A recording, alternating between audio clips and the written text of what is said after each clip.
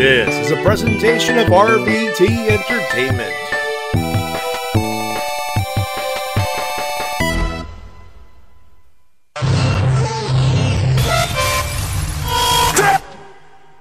Ladies and gentlemen, this is your main event of the evening. This is Ricky the Dragon Steamboat's cup of coffee in the big time, yeah. Cup of coffee in the big time. We'll go to NXT. We'll go to the CWC. Hell yeah. We'll be on 205 Live.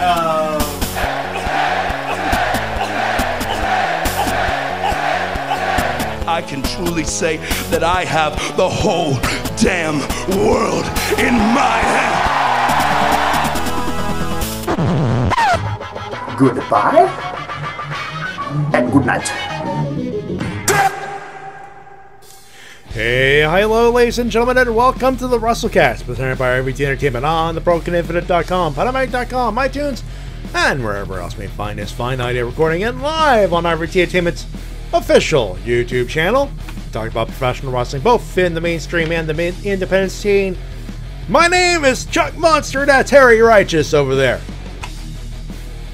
Alright, Harry Righteous, all day, every day, alright, baby, we gon' get righteous up in here, alright. For those who don't know, you can thank Hairball and WWE for that one. They shared a thing on Facebook, and it's one of those. What's your birth, your month of birth, and your first letter initial, and that's your name. And that is awesome. My name's Matty Jay, that's TWK. Hello, ladies and gentlemen, I'm TWK of TWK Reviews, and what a show we have lined up for you this evening. Packed. We got G1 Climax, which finally finished this weekend, and there's a lot of talk about there. There's Raw and SmackDown. There's a little bit of talk about there. There's Impact, and oh fucking hey, Impact Wrestling. Well, just GFW Impact, but whatever. Yeah, but by the way, just a warning: anyone who spoils Impact, I will permaban you. I think fair enough. You've been warned. And of course, a little bit of Lucha Underground. There's this thing happening this weekend called SummerSlam Weekend. 13 matches for Sunday alone. But we're not alone. Well, like 2 or 3 of them are going to be on the pre-show, so... Yeah, we're talking total, for the nutsoids out there. But hey, we're not alone, ladies and gentlemen. It's so packed, we needed someone to help us out. So, say hi to Mumbles, everybody. Hello. Hey, guys. Thanks for having me on again. Hey, you're very welcome. Woo-hoo. It's just so much to talk about. I feel like Lance Gannon ran, for God's sake. And I feel like after what happened last Sunday, I feel like you're the best one to discuss it with. Yeah. Yes. Thank you for having me on. I was like, oh, I hope they invite me on after the G1's over, because I know I'll be able to talk about it. There is a shitload. There is a shitload of stuff to talk about, and that's just from Sunday. Yeah, the G1, that is our main event of the first segment. And, of course, there's news stuff and things. Of course, your winners and losers here in your emails and comments. I know, LPH, you're not nuts. You're actually paying to go to NXT. And no, he's not just going to NXT. And he's also going to SmackDown. Ooh, but on Raw. I guess Raw's sold out, I guess. But no, Raw sucks. Team Blue. Hell yeah. Yeah. Team Blue. Boy, Blue am I for ever me feeling and that. you. Anyway, hello, chat. Yeah. And the chat's going, yay! Why is this a surprise? It's always in the starring me and T-Dub thing. There's like a with guest here, Not exactly a spoiler here, You should have known. Anytime there's a big New Japan thing, I magically appear. Yes, you are our genie. Hey, speaking of magically appearing, here's our clip of the week. For those who have been under a rock and have not watched everything from the G1, especially the final, A, shame. 2, if you got up or decide to skip to the next match between the junior heavyweight tag and the intermission, you want to skip the intermission. I know what this is. I'm gonna start crying. I don't blame you. I watched this clip about a million times this week. And I'll tell you right now, it had to be cut so we could, avoid certain things. But you missed something really good. For example, and it started with a nice little innocuous little thing called the announcement of Wrestle Kingdom 10. Take a listen. 12. Yeah. 12. Wrestle Kingdom. Shut up. And Bobber jinxed it, by the way. Is Matty being good today? Yeah, you jinxed it. But for those wondering what happened, well, it started with the announcement of Wrestle Kingdom 12, and then things got emotional. Take a listen. 新日本プロレスレッスルキングダム 12.4 東京ドーム大会にどうぞご期待ください。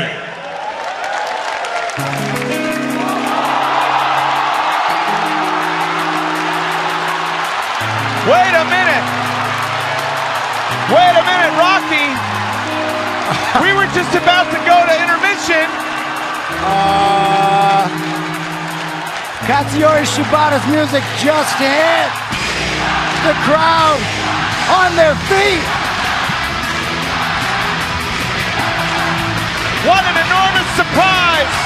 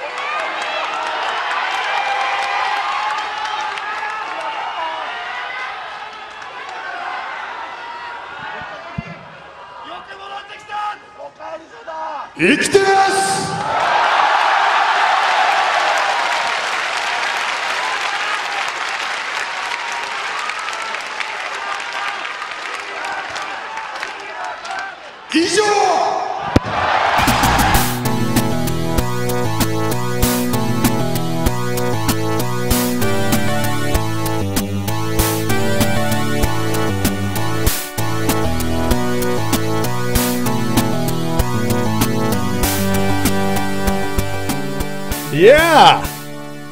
And for those wondering, that literally translates to I am alive. That's it. Shibata versus Bryan Danielson at Dominion 2018. I'm calling it. Oh! We should probably mention that this is not unlike what I originally felt on Sunday, last Sunday, I should say. When I originally posted this on Facebook, Twitter, and whatever.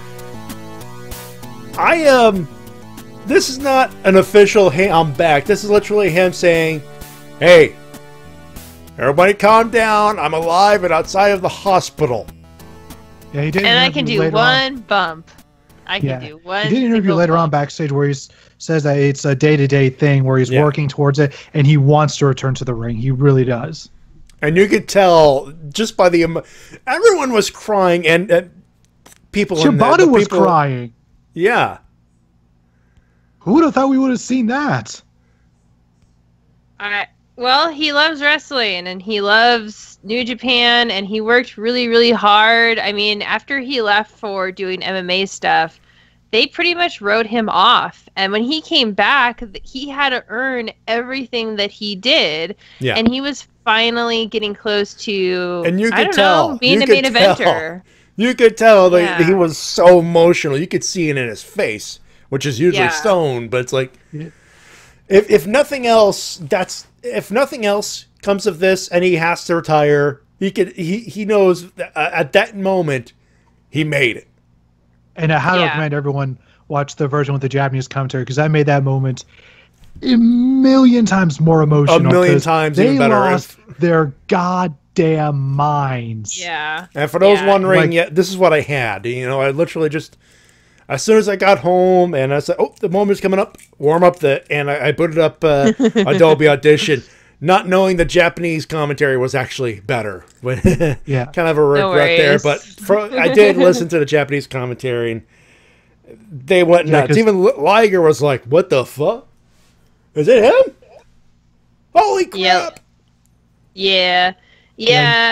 It's pretty cool. I mean, I think that he probably will come back and wrestle in some capacity, even if it's just every once in a while, just because that's just how these guys are. But even if he's just a trainer for New Japan, I think that would be really good, and I'm glad he's okay. Yeah, and it's just good, just like that entire moment. I think that's definitely going to be one of the top 5 moments of pro wrestling for this year. Yeah. Just the fact that his first time out in public, really, since his last match, which was, you know, they say you're only good as your last match, and goddamn, Katsuyori Shibata left on a big one, on a good one. You know what I mean? Yeah, for sure. Oh, by the way, I'm sorry. Shibaters. What am I talking? What am I doing? Literally, when I heard his theme, I was like, Shibaters! I was so excited. And then I just started crying a lot. You and about 10,000 people in that building. And this is why it's really important to try and see these guys when they're in America. If you ever get the chance, especially now that they have the U.S. belt, they're going to be doing a lot more different places and more shows. It's really, really important to see them while you can. Because, you know, I was lucky enough to see Shibaters. I was lucky enough to see Tanahashi. I don't know how many more years Tanahashi has left. And so I saw Ishii. Who knows, you know? So Ishii is still relatively young. Like, his rookie year was like in the early 2000s, so he's got a good decade left. Yeah, but his style doesn't exactly... exactly. I know that he has kind of no like the neck. Same as Shibata. I know, even though Naito has tried, I know that Ishii has no neck. And I know that he is the perfect build for a car crash. I get that. But I worry about him, and I don't know how many more years he has left. And so it's really important to see these guys while you still can. And I do have to wonder, am I the only one who still wants to see Ishii in the junior division just to see him wreck people? I mean, those matches would be great. I mean, I think him versus Ricochet would be really good. Zaki 3 belt, I guess he's heavyweight now, though. I always thought him as a cruiserweight, but he's a heavyweight now. He was a cruiserweight, but he after that, you know, we'll get to that. I mean, god damn, his G1 was amazing. Usually when you're doing it's your debut G1, you do okay, but you don't pull double goddamn digits. Yeah, well, he's Zaki 3 belts, or Zaki no belts now, I don't know. But Zaki 3 belts. Good old Zaki all the belts. all the belts, all the time. Also, he's the smiling half of Suzuki Gun's good wrestling team, the other one being Minoru Suzuki.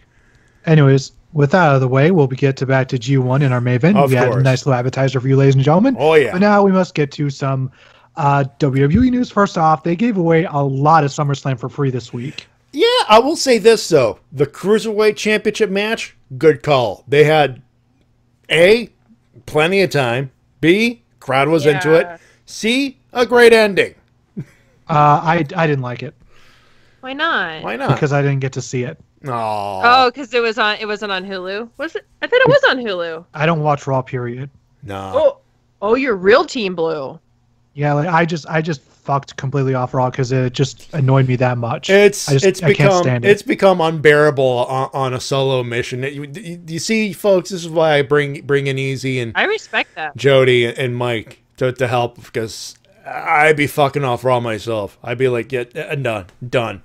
Anyways, they gave away to the YouTube the Cruiser Town highlights. match and Finn Balor Bray Wyatt for free on Raw. And down SmackDown, Which they gave away the Usos and versus New Day and Baron Corbin's cash-in.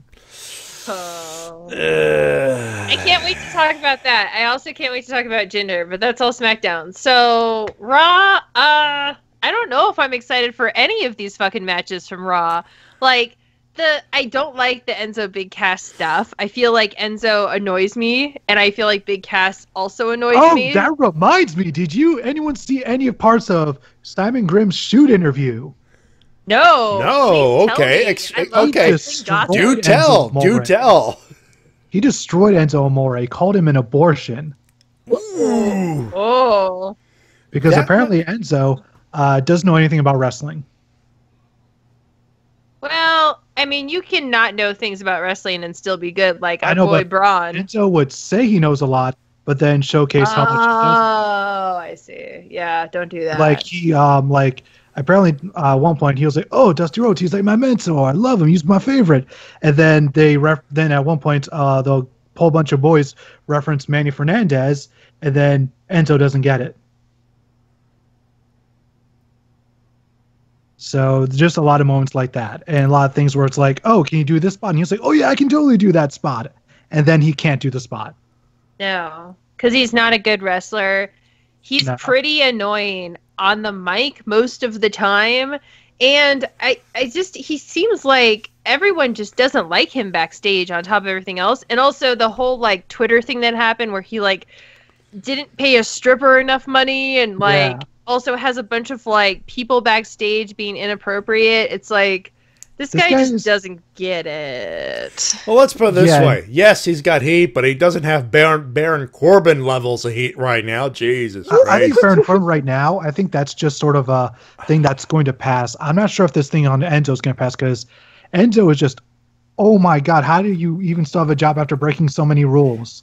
Well, did you hear the rumor that he actually is deathly afraid of heights, and that's why they're putting him in the cage?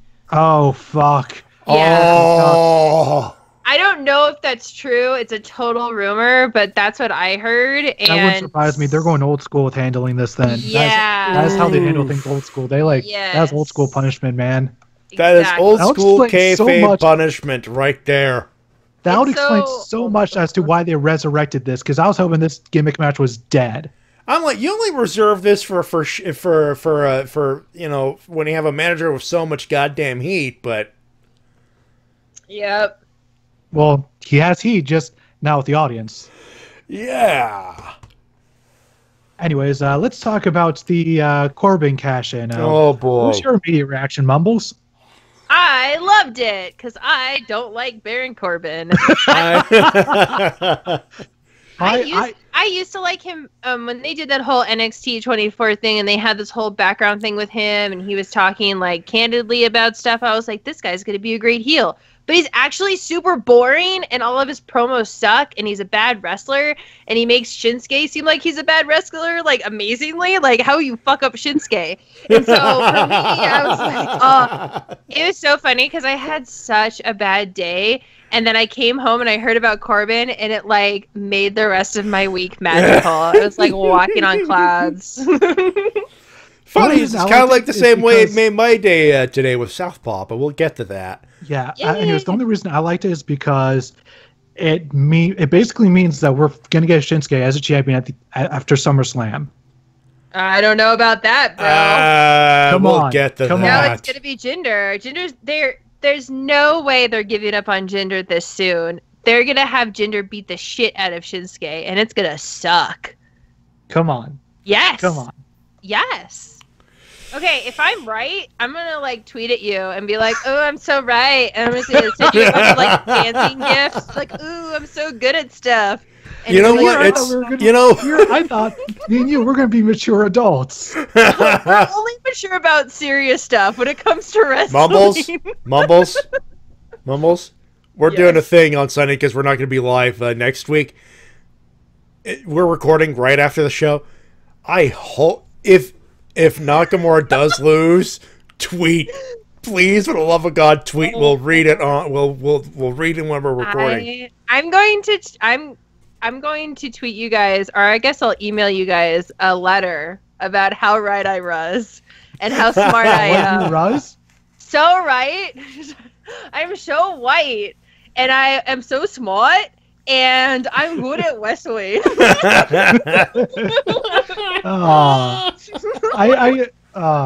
Now I I want a Nintendo Switch with Splatoon 2. Oh! No! Bobbert. If Mumbles is right, T-Dub has to give his Switch to me. Oh no, my Switch is right where it is. Right next to it. And I would be playing after the show if fucking Mark the Speakers was on. Give Mumbles a Switch. Give Matty a Switch. That's what you need to do. Jeez. And Bobbert, don't worry. No, Bobbert, don't worry about it. You won't have a Switch so bad. Why don't you buy it for her? As long as I get a Switch, I don't care. Actually, to be fair, oh, fuck off. Oh, Bobbert, Matty gets an Atari Jaguar. Fuck off. I'll trade you our broken Sega CD for that Switch. It's super broken, but you can have it. We talked about I teased this earlier on, but looks like Bryan Danielson will be returning. Yeah, soon as that contract's done and the 90-day thing is done, he's wrestling again. So it was just like this little thing that Bryan was just sprinkling throughout talking smack. But Brie Bella did an interview earlier this week on a podcast saying that, yeah, he's training for a comeback. Good. Because he's apparently been doing well by all his doctors. So 2018, we'll see the return of the American Dragon. Apparently, he's been doing I forget what kind of therapy it's called, but it's a special kind of therapy that helps people with concussions and just brain damage. And I guess that is really improving stuff. And also, he's had this whole time to heal up and learn a new wrestling style. And so I think that as long as he's safe, the problem is that if he goes to New Japan, those dudes drop each other on their heads all the time.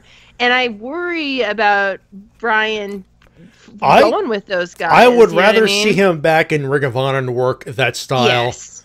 And I think that very minimally. New Japan is still not as dangerous as All Japan and Noah used to be. Oh God, True. Yeah, totally. True. But I mean, the thing is if you watch any Kenny and Okada match, it's how are those dudes still alive? Hell, I mean, if you watch the finals of G1 with Naito, you're how is Naito still alive? Especially after that botch. Jesus crepes. Oh, well, botch, quote unquote. We'll talk about that later. Well, that bad bump. Yeah. That bad bump. Let's cut botch, bad bump. Someone got hurt. Quote unquote. Yeah, but still, yeah. So it's I just think that I hope that he goes to Ring of Honor if he can't wrestle in WWE, and I don't think he's going to because of the whole Dr. Maroon thing and how that dude doesn't want to deal with that stuff anymore because he fucked up when he was a younger doctor. So I don't know.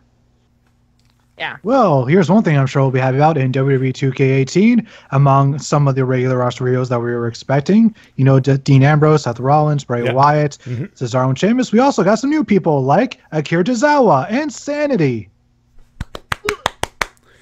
Eric Sanity Young sucks, except for Nikki Cross. I love Nikki Cross. I like Big Damo, a.k.a. Killian Dane. Yeah. I do not like seeing him on the TV. If he wore a shirt, okay. No, it's he's too much. It's too much stuff going on. I just can't focus on the actual wrestling. You should have seen him back when he was on the Independence where he was just wearing trunks. It's just too much. I don't know, just put on a shirt. Do you want him to wear a Rhino-style singlet? Yes, that's fine. Put on a singlet who was that one NXT guy that got fired? Oh, I can't remember his Bull name. Dempsey. Yes! Oh my god, good guess. He wore a singlet. One of my boys, my boy. It was fine. So do that. And then be better at wrestling. Okay. Don't be On the He's a good wrestling big- part, T-Dub and I will have to argue that because he's had great matches in WCPW. But he's okay in NXT. In NXT, he's just kind of okay. I think Sanity as a whole, except for Nikki Cross, is just kind of okay. Like they haven't. You don't really like? You're not a wowed fan me. of Eric Young? I was when he was in other companies, but in NXT, he's not that good.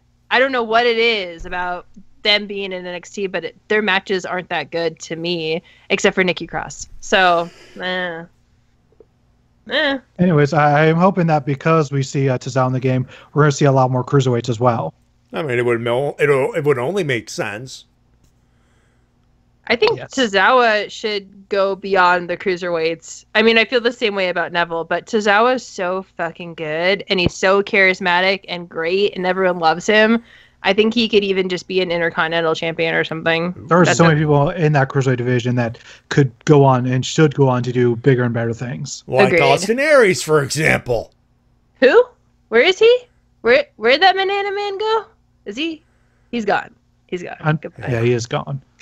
Unfortunately, he's just sitting off in a corner, brainbustering a banana. Just dropping elbows over and dreaming over of on that a moment banana. where the 90-day clock is done and he could go in the ring and first thing he does is a brain buster. No, really, that should be his first appearance. You know, comes in some douchebag, heel, being a douche, getting all kinds of heat. Austin Aries comes in, brain buster, leave. Here's something that, Matty, I know you're going to love talking about. Southpaw Regional Wrestling Season 2, which is actually a prequel to Season 1. I am so fucking happy in my head place. Mamos, have you seen any of Southpaw Regional Wrestling? Actually, we were watching it up until I showed up to do this podcast. True Oh, story. nice. All right. Yeah. All right. Yeah, we're a fan. We're a fan. My favorite thing about the new season is Daniel Bryan doing the French guy. He's like, I love America. I love your food and your people. And then it's like, I'm Daniel Bandana and I'm from America. We hate foreigners. Yeah. This is like the Like, best. just the best like dissection of how stupid these foreign gimmicks are. Yeah, exactly. Also, Renee Beret. Renee Beret and Danny Bandana. They're just the best names. And also, you can tell that they had a bit of a budget increase this time around. A little bit. Thanks, Old Spice. And I just love Renee Young doing the whole 80s, like the 80s hair stuff. Like, that looked amazing. Yes, and that was rad. Natalia as the one the one lady wrestler still waiting on her opponent. Poor girl. Cena, what? A lady? There's no ladies. It's just a small man. John Cena went full Ron Burgundy there. He did. He totally did. If it wasn't obvious in season 1, it's very obvious in season 2. Yeah, there was also Seth Rollins and Rhino as the butchers. Oh my god. And he's kissing the freaking cow in the background. And Seth kept doing his like Bogwitch impression. We're like, But we have to talk about the fact that they did their own Wrestle Rock Rumble at the start of the first episode. That was the first thing you see when watching season 2.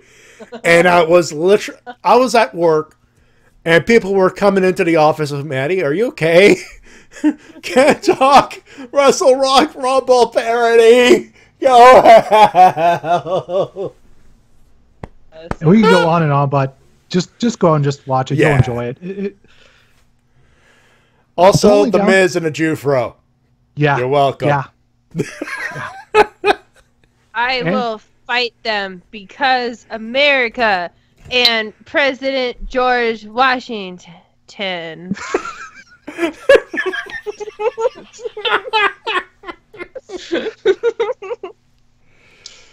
Oh, God.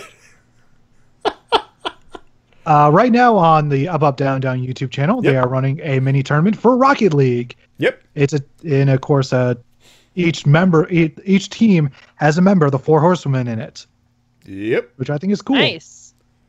It's during this that I learned that Charlotte is a very quiet gamer compared to everyone else. Especially Sami Zayn. Oh, Sammy. Sammy is a sore loser. Yeah. Sammy got a little extra. He was a little too much when he was Sammy was extra salty. A little extra salt. Yeah, him, AJ, and Kofi are some of the worst losers on that show I've ever seen. Seth is too. Seth is really, really, really. He's a sore winner and loser for sure. Also, I love just how Neville was like staying in the whole King gimmick during the whole thing too. Yeah, he's doing the whole King gimmick, but he's like got his like hipster gear on.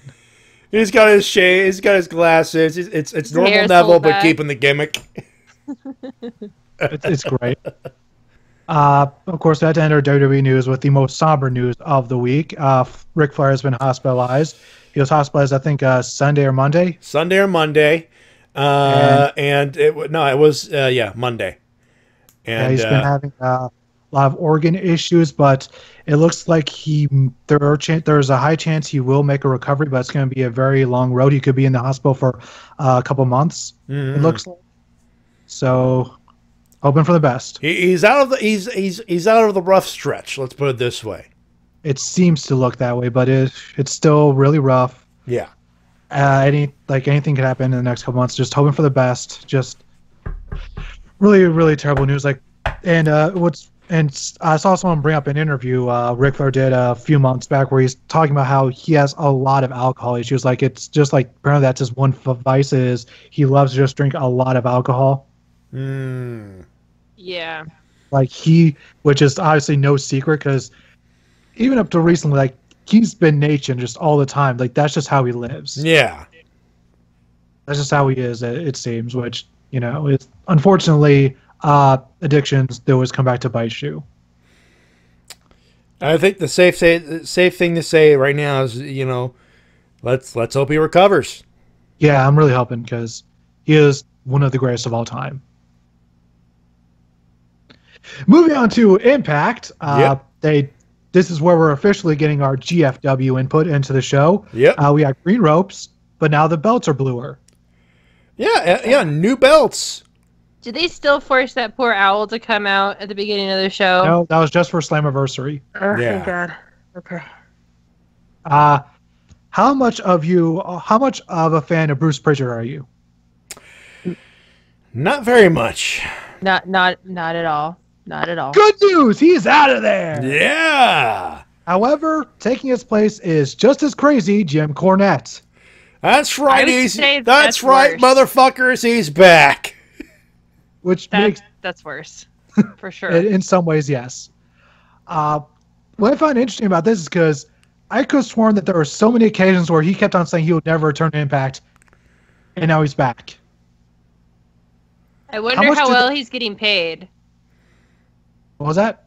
I wonder how much he's being paid. That's what I was like. How much did they have to pay him to get him back on Impact? Like, did they have to promise him that Russo would not get within 20 miles of the arena? How about 20 states? Anyways, so this whole segment was Bruce Pritchard stripping Alberto of the title and Jim Cornette taking Bruce Pritchard's position and saying that next week we're going to have a 20-man gauntlet for the GFW Championship. And, of course, then out comes LAX. They're like, hey, Low-Key was number one contender, so what are you going to do about this? He's like, okay, here's what I'm going to do. Low-Key is the number 20 person in the 20-man gauntlet. So it's like, okay. And then later on the night, he does a backstage segment. A whole bunch of wrestlers come up to him, and he's like, yeah, you're all in. And then Eli Drake especially annoys him, so he's like, Eli Drake, you always say you're number one, so guess what? You're number one in the gauntlet next week. Oh. Also, before the show started, D'Angelo Dinero announced that he would no longer be a part of the commentary group, and it looks like he's left Impact, unfortunately. Oh, no. I know that especially offends you, Mumbles. I just pretend that TNA doesn't exist anymore. I pretend that it's just not a thing that exists anymore, ever. It's gone. You happy? It's dust in the fucking wind. I know it's going to make you happy, Mumbles. The main event. Oh, boy. Because Matt Sydal defeated Bobby Lashley clean. Yep. What? Dark Ziggler? What's he doing there? Well, he's been there since Jarrett took over. Jesus. What the fuck? Bobby, did you know that Nick works with someone who lives right next to Bobby Lashley, and she calls him Wrestler Bobby, and then she shows us pictures of him hanging out with her and like jumping on his trampoline in the backyard. It's not fair, you guys. It's not fair. Life isn't fair. It just is not. Man. Anyways, yeah, Matt Sydal won, so which means he gets a title match of his choosing. What did he pick? He hasn't announced it yet. I'm assuming they're going to like announce it next week or something. Yeah. Somewhere around the line of that, yeah. Also, we got at the end of the show, we got a video package of Johnny coming to Impact next week. And which again, season 3 has not completely aired yet. So what the fuck? Yeah, apparently, because ever since the person who runs AAA took over Lucha Underground, apparently they're just going to use the Lucha Underground wrestlers however they want. Wow. Wow. Which is good for the wrestlers, but it kind of fucked over the guys that didn't get the opportunity beforehand. Like Ricochet, who wanted to appear on New Japan's G1 special in the USA, but was not allowed to. Wow. I'm surprised he's still with fucking like Lucha Underground and all that stuff, because it sounds like they're not after the 3rd season. He might be. Yeah. Yeah, I think at this point all the stuff for season 3 is going to air, and after that he's free as a bird. But I'm like, oh boy.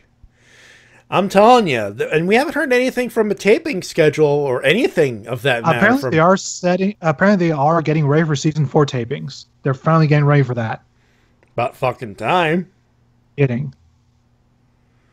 Jeez. Anyways, moving on to Lucha Underground. The show was pretty good. We got our finals for the Cueto Cup. It's going to be Prince Puma versus Pentagon Dark. Speaking of Ricochet. Yep. I thought Pentagon wasn't in Lucha Underground anymore. No, he still is. Oh, okay. Yeah, Pentagon just left AAA. Oh, okay, gotcha. Which will, like I said, really complicates things in Lucha Underground. Yeah. And another person who left AAA is also going to be a part of Ultimate Lucha Trace. That is the former Sexy Star, who now wrestles as Dulce Garcia, her real name. Yep. Without the mask. Huh. Yeah, anyways, so she's going to be wrestling Veneno, who is Cortez Castro under a mask, and they're going to have a mask versus mask match. Oh. And of course, the main event is going to be Rey versus Mundo. So, and the one thing that I really loved is how this week's episode ended with a gigantic brawl with damn near everybody just fighting each other. Jesus, I can't wait. You know, I need to catch up on Lucha Underground. Now I'm looking forward to getting to that part. And the best part was the Rabbit Tribe, which is Paul London, Mr. Cisco in a mask. He's playing one of the guys in a mask, I think. And another guy in the mask is one of the disciples for the Mil Martes' gang. That'll have like season 2, I think. Yeah, and the Disciples of Death, I believe. Yeah, like so. Yeah, the Rabbit Tribe. They're on top of Dario Cueto's office, and Paul London's using a carrot and pretending it's a microphone. Because of course he is. I love Paul London because of how just loopy he acts all the time. It's amazing. And now we finally get to what everyone was waiting for, or at least I hope you're waiting for this, the G1 Climax Finals. Oh, all right. A lot happened. Boy. A lot happened. Where do we start? Let's start at the beginning of the card. All right. Top of the final day? Yep. Dawn of the final day, I should say. No. Nope. Yeah. No. Not the one. Yeah. Agreed. Moving on. So let's. We brought up one thing happening on Friday morning. That happened Friday morning, day of when we did the show last week. We had mentioned Naito won the A block. He defeated Hiroshi Tanahashi. And for those who decide to use us as the bringer of news,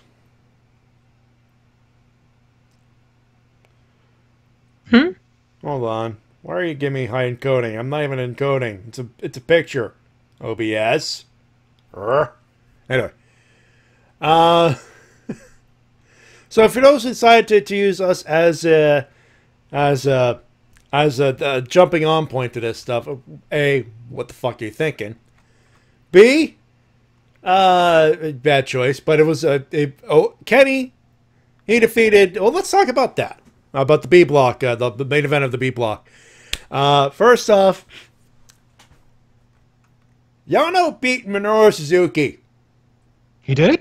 Yeah. Taped him up, giving a punch in the ding ding, and Minoru Suzuki was all kinds of pissed off. That's amazing. Good. Man. Yeah, Yano is kind of like my favorite. I loved his match against Kenny. Like, everyone hated that match, but I thought that match was so You're among friends. You're among friends here. We love that match. So many people hated it, and I did not understand why and how you could hate that match. That's because getting the goddamn business. Don't you know? When you do comedy business, funny don't make money. Goddamn it! Is that your Jim Cornette? My CD, that is. Is that your Jim Cornette impression? Because it's pretty good. I think I could do at least a few decent wrestling impressions, and that's one of them. Because you do okay. It's not bad. All you do is just put on a Kentucky accent, talk really fast, and try to make sense out of things that don't make sense. Oh, okay. I really like Suzuki in this G1 this year. I actually wasn't really a Suzuki fan until I think him versus Goto, I think, a little bit farther ago. Him versus Omega really made. That's the one. I watched that. I was like, damn, Suzuki's actually great. Like, because I just didn't get it, I guess. The, like, old man angry thing. It feels like there's plenty of those in New Japan, but he's, like, his own thing. Like, he's, like, scary in his own special way. I think that his matches were all awesome. Like, if you have a favorite guy in the B block, just go find his match against Suzuki and prepare to be amazed. Especially the Yano one, because it was funny. But Yano's kind of been my MVP in this tournament because among all the really good serious matches, he has been a really nice sort of break. Yeah, I mean, like literally, because that's the joke. Because when he's on the rope, he yells, break. You guys get the joke. Oh, God. You need someone in the tournament who makes things, because otherwise every single match is going to be like 30 minutes of two guys hitting each other really hard in the head. So like Yano has like this levity that makes it really exciting and weird and fun, and so I'm just glad. And it's completely unpredictable because sometimes the matches go over 10 minutes, sometimes they're over in 2 minutes, like his match against Sonata, where they fought for 2 minutes and then he got tied up and counted out. Oh, that was so good. That's actually my favorite Yano match, I think. Oh no, I like his match against Kenny was probably my favorite one because Kenny was like, oh, just playing around, and they just played around. I actually really like Kenny versus Suzuki a lot too. If you want to see like some fun psychology, it's Kenny who's like legitimately afraid of Suzuki, and like Kenny's one of the best wrestlers in the world, and he's afraid of Suzuki. And Suzuki's right in his face. I'm living in your head, boy. Yeah, it's really bitch. Good. And you see like the fear in Omega's eyes, so that one's a really great one too. By the way, is it me or did they turn Bullet Club and LIJ a little bit more towards the face column in this tournament? Yeah, but you can't help it because the thing is that I think people don't really know if you don't live in Japan or if you don't like listen to the Japanese fans. LIJ is a face stable. Little kids love LIJ. Yeah. Like everyone loves them, and it's because they are so different from what people expect out of regular Japanese people. They get to just be themselves, and so the fans love it and little kids love it, so they're already a face. I think Bullet Club, their turn towards being faces is actually way more interesting because they're gaijins and they're supposed to be hated because they're these shitty white dudes coming in and destroying all of like one problem. Pretty much the majority of Bullet Club are good in ring, you know? Well, I think it was beyond that. Finn was good. Finn Balor was, well, he wasn't Finn Balor then, but Finn was good. Prince Devitt for those playing at home. Yeah. Yes, he was a great wrestler, but he was still a really good heel. People fucking hated that guy because he understood how to play that foreign heel thing.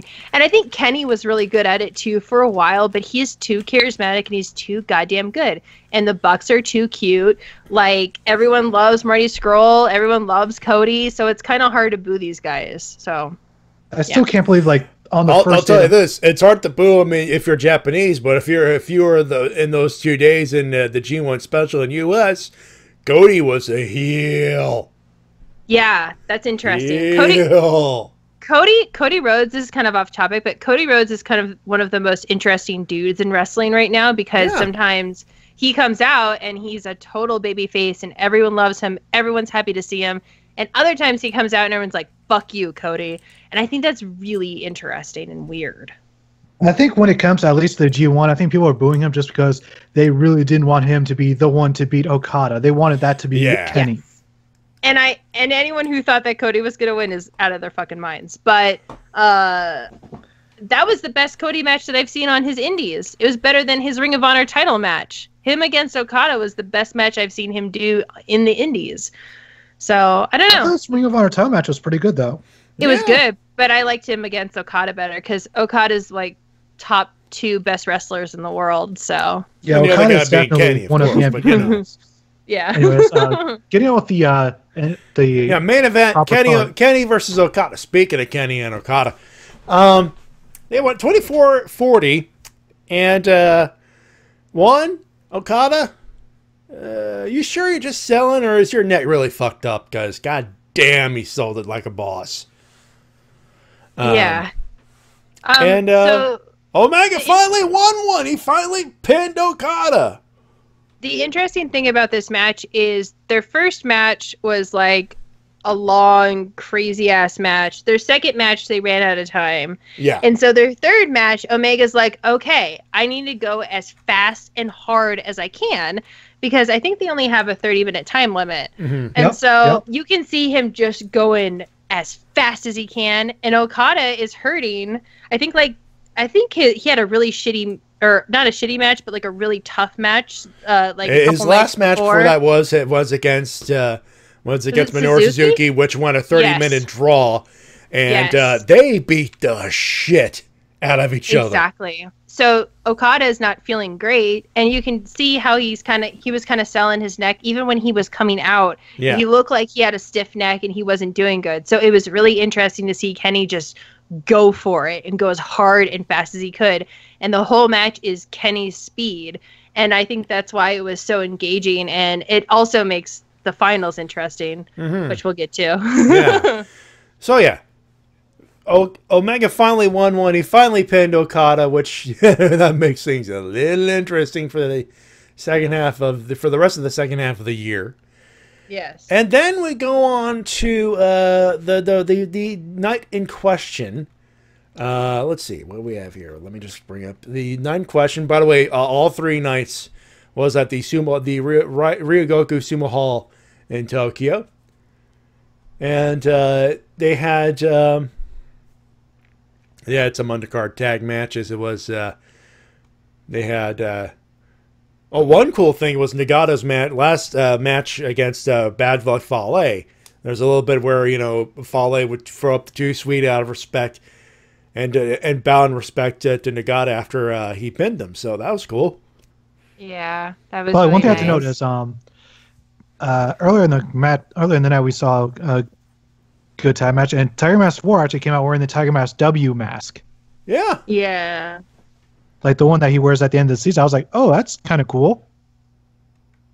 That's the way of advertising it at the end. Yeah. Nice little subtle way to do it.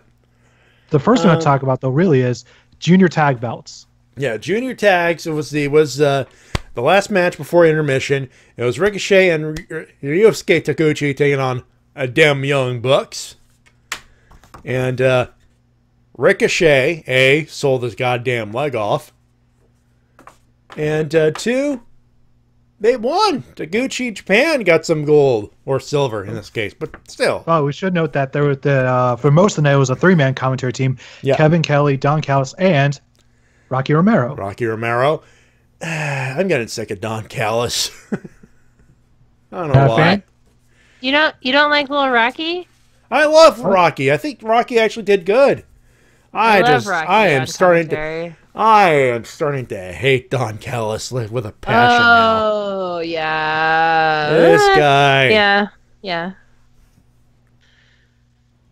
I will say, Don Callis is still better than Jim Ross when it comes to calling New Japan. Without a fucking doubt. But fucking 5-year-old from Japan would be a better caller for fucking New Japan than goddamn Jim Ross.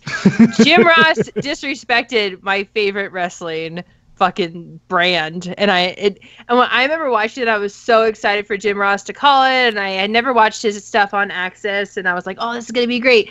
And then he couldn't tell the difference between Evil and Sonata, and I was just like, oh no, Evil and Bushi, and I was like, okay, bye, I guess. And that's with flashcards. Yeah, like fucking, you can watch New Japan for like, I don't know, a couple hours and you can figure out who these guys are. Like, it's not that hard. It's not that hard. You also can tell who Mark and which one was Mark or Jay Briscoe. Which is insane. They don't even look alike. Like, they're two different Hey, Ross? 2 front teeth! One of them is like a head taller than the other one. Like, it's not that hard. Yeah, like he did better on night 2, but night 1 was a disaster. Night 1 was unmitigated crap. At least on commentary. Everything else was actually kind of cool. But what was not crap was the IWGP Heavyweight Tag Belt match. Woo! Of course, between that and that was intermission. Of course, Shibata. All the tears, all the crying, all the yes. Before we go, I have to point out just how emotional just the crowd got just on a whim. Just as soon as that music hit, tears on everyone's faces. Tears on people's faces. Massive ass pop. I have never, like, it is very rare you see New Japan crowd at like that type of reaction, which is just an amazing thing to see. Is that at the final night of G1? Are we going to skip Naito versus Are we skipping Naito and Tanahashi? Can we just talk about it for a second? Sure. Let's we had brought it up on the Wrestle-Cast last Friday, so we were skipping it, but just a little bit. Okay, so Naito and Tanahashi also had 3 matches, and I think that they haven't gotten as much hype because they're much cleaner. I feel like Okada versus Omega feels more like real and visceral, and it's weirder, and so I think that's why they get more hype. Tanahashi versus Naito is much cleaner and much more the traditional Japanese style of wrestling of these two guys who are like personalities who everyone has an opinion about and have different movesets that they do. I thought that my favorite match was definitely the Wrestle Kingdom one, but I really liked this one because it felt like they knew everything that the other guy was going to do. And you can see the beginning of Naito's real like fire. Like, he actually cares. There's a spot where he's in the cloverleaf, and he had tapped to the cloverleaf before because he didn't give a shit about the Intercontinental belt. And in this one, he actually cares about winning the G1 because it's meaningful for him. So he fights through the pain, and he manages to get out of it. And it's so huge. It's storytelling. It's years of storytelling with these two guys. So yeah, I think that match is a little underrated. I think their feud has been underrated a little bit, but it really feels like Tanahashi passing the torch finally to Naito, who's finally deserved it. So yeah, that's all I have to say about it. Indeed. And moving on to the heavyweight tag match, War Machine defeated Cody and Hangman Page. Of course, Page took the pin. After the match, KES returned. Yeah, Killer Elite Squad showed up and fucked everybody up. Yeah, this is back. This is right the moment you could tell they're turning Bullet Club face, because after the match, no, this is later on the match. No, that was that later on then? GOD come out. They're like confronting War Machine. Yeah. And they start showing respect to them, actually. Mm-hmm. And right as soon as they're about to really get into the promo, out comes KES, wreck everyone. So again, the tag team division got interesting. That's good. It needed it. Yeah. Yeah, it's good that it wasn't just going to be a God versus War Machine every single big show. Like Bullet Club versus War Machine, you can only do that so many times. So now they got Suzuki-gun back in the heavyweight tag hunt. Yeah. That's good. And Lance Archer is also one of my boys. Oh, that makes sense. All right. Let's see. There was also, we saw the return of Daryl. We saw the return of Daryl this night. Yes. I was actually going to bring it up. It was during a 8-man tag with the Takahashi, excuse me, and the never open weight, the never 6-man tag champs, and Hiromu showed up, and Daryl was out of the hospital. Yay! I actually heard people cheering for Daryl when he popped up. Mumbles, you had a thought about Daryl? I bought one online. He's in the mail. He's coming to me from Japan. Oh, nice. Yeah, I got him. I couldn't take it anymore. I needed to have my own Daryl. I already have a Slowpoke that I sleep with every night, but I need a Daryl as well. So. Oh, that's adorable. That is absolutely adorable. I'm super cute.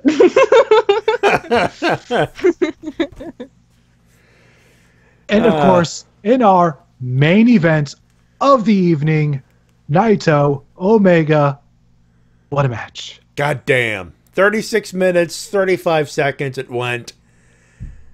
Naito, he won. He won the G1. I still noticed that they really are doing a great job of keeping Omega strong because Omega always kicks out like 3 finishers, yet his finisher always gets the win on the first try. Yeah. Yes. I like that idea a lot. I mean, the Rainmaker, you need like 10 Rainmakers to take someone down. And then I think Destino, it probably takes like 3. It's always 3. It's always like 3 Destino. Yeah. Yeah. And the thing about Destino is like, it's always Destino 1, 2, kick out. Destino 1, 2, 3. Or he'll do like a weird variation of it first. Yeah. Yeah. And you're like, that's almost one. And then he'll do the real one. And then the guy will kick out again. And then they'll do some back and forth. And then he'll do it again. Or sometimes he'll hit it twice in a row. And you're like, yeah, Naito, my boy. So Nick, my husband, is a huge Kenny Omega fan.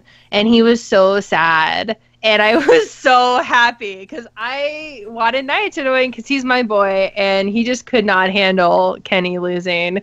But I think that Kenny looked really strong. I think that he accomplished what he needed to accomplish in the G1.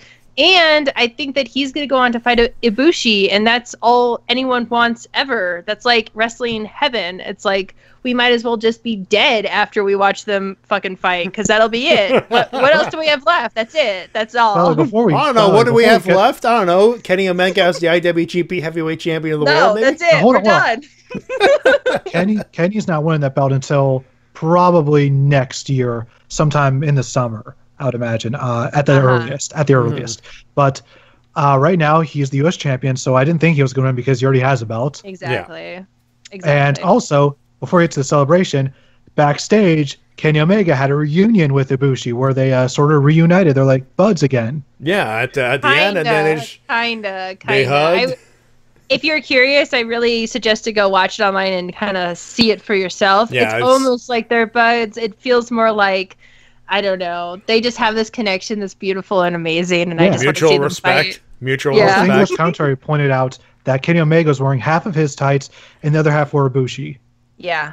So I think that's where his headspace was. And even if he wanted to, you could spin it like Omega didn't really have his heart in the G1 because the whole time he was thinking about how he never got to fight Ibushi in the G1. And if you spin it like that, I think that makes it really interesting. And it's okay that he lost.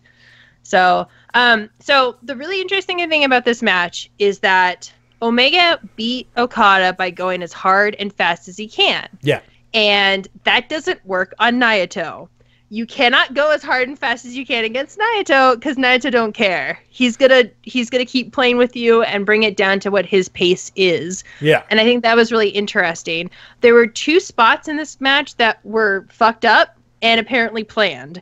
One of them was Naito was going to do a pile driver onto a table, and he missed, quote unquote, and landed on the floor. Apparently that was planned. That surprises me because that looked really, nasty. Yeah, and the other one was the one that made me like almost like turn the TV off because I was so sad. They were going up to the top rope to do a thing, and Omega pretended that he slipped and drove Naito's head into the pole. I saw that. I'm like, oh god damn. Apparently, those were both worked and planned. Bullshit. And the idea was that they wanted this match to feel real, and they wanted people to be worried about these guys because we're all smart fans. We all know what's going on, and the idea is that after you're done with the G1, you're dead. Like, you have nothing left because you've been fighting like every single night against really good dudes. And so the idea is to make it look like these guys are using everything they have to try and win the G1. And so I thought that was really cool. And of course, after the match, a huge celebration with LIJ in the ring, a member in each corner. Yeah. And Naito gave a fist bump to everyone, including Daryl, which is the cutest thing I've ever seen. Also, and of course, he gets a trophy, and he's about to toss it in the ground. Ah, come on, tranquilo, everybody. I wouldn't toss this thing. Come on. That is a really interesting bit of character development for him, just to actually care about that trophy. Well, it means so much to him because his whole character arc is built on the G1. The idea was that he was supposed to be the next I'm sure you guys know this, and I sound like a broken record, but he was supposed to be the next Tanahashi. Nobody accepted him. He had to leave. He came back as a heel, and for him to win the G1 again is like a homecoming, and to have everyone love him again is like a big deal. It's huge. And he said that like last year in the G1 he didn't feel confident enough to win, but this year he felt confident.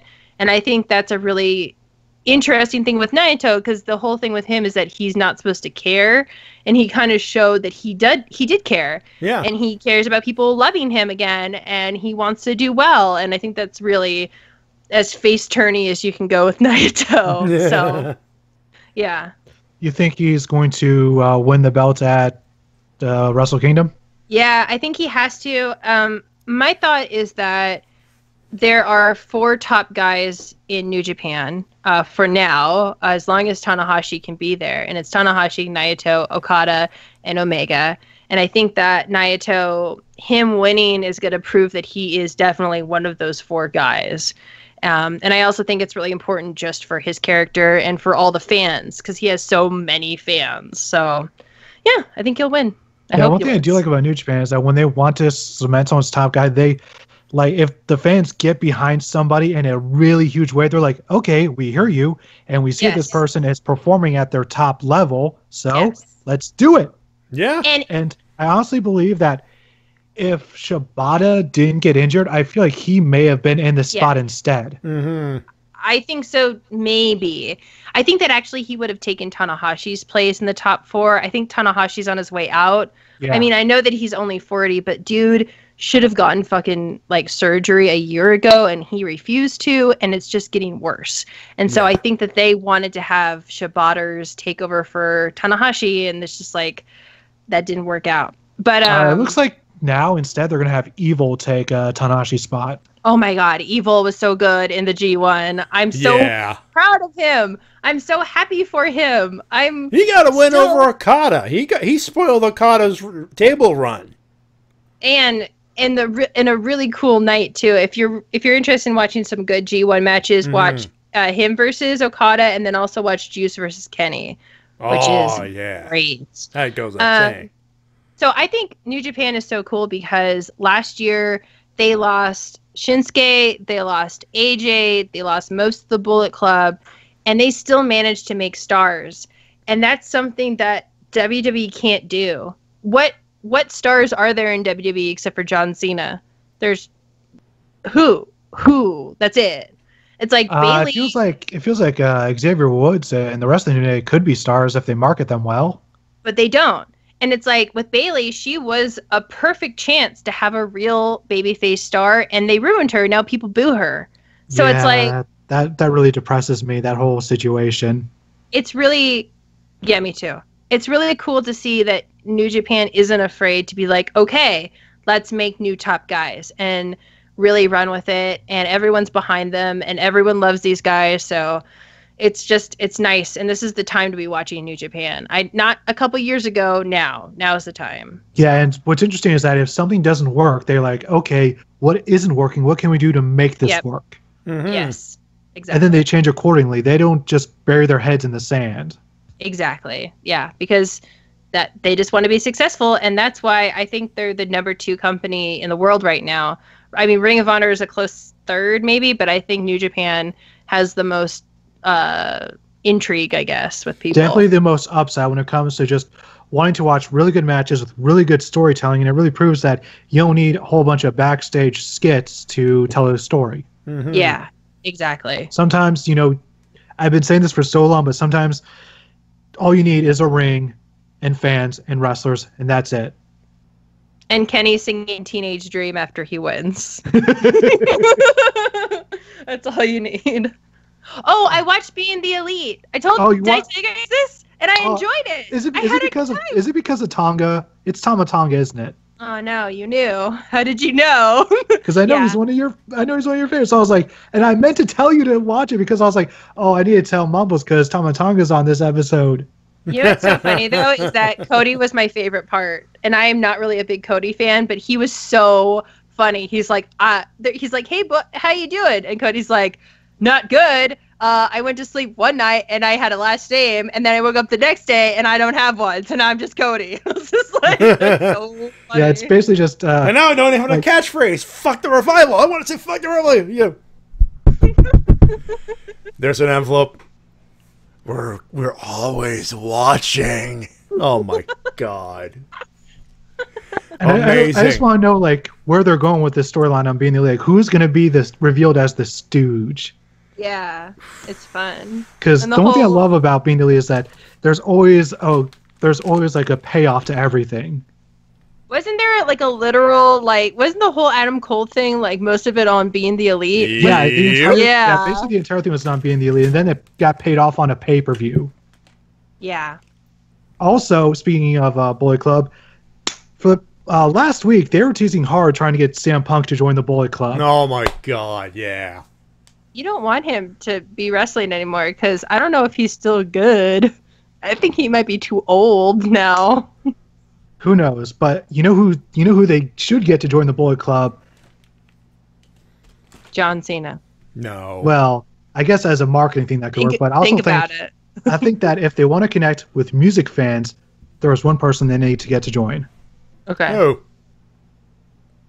Corey fucking Taylor.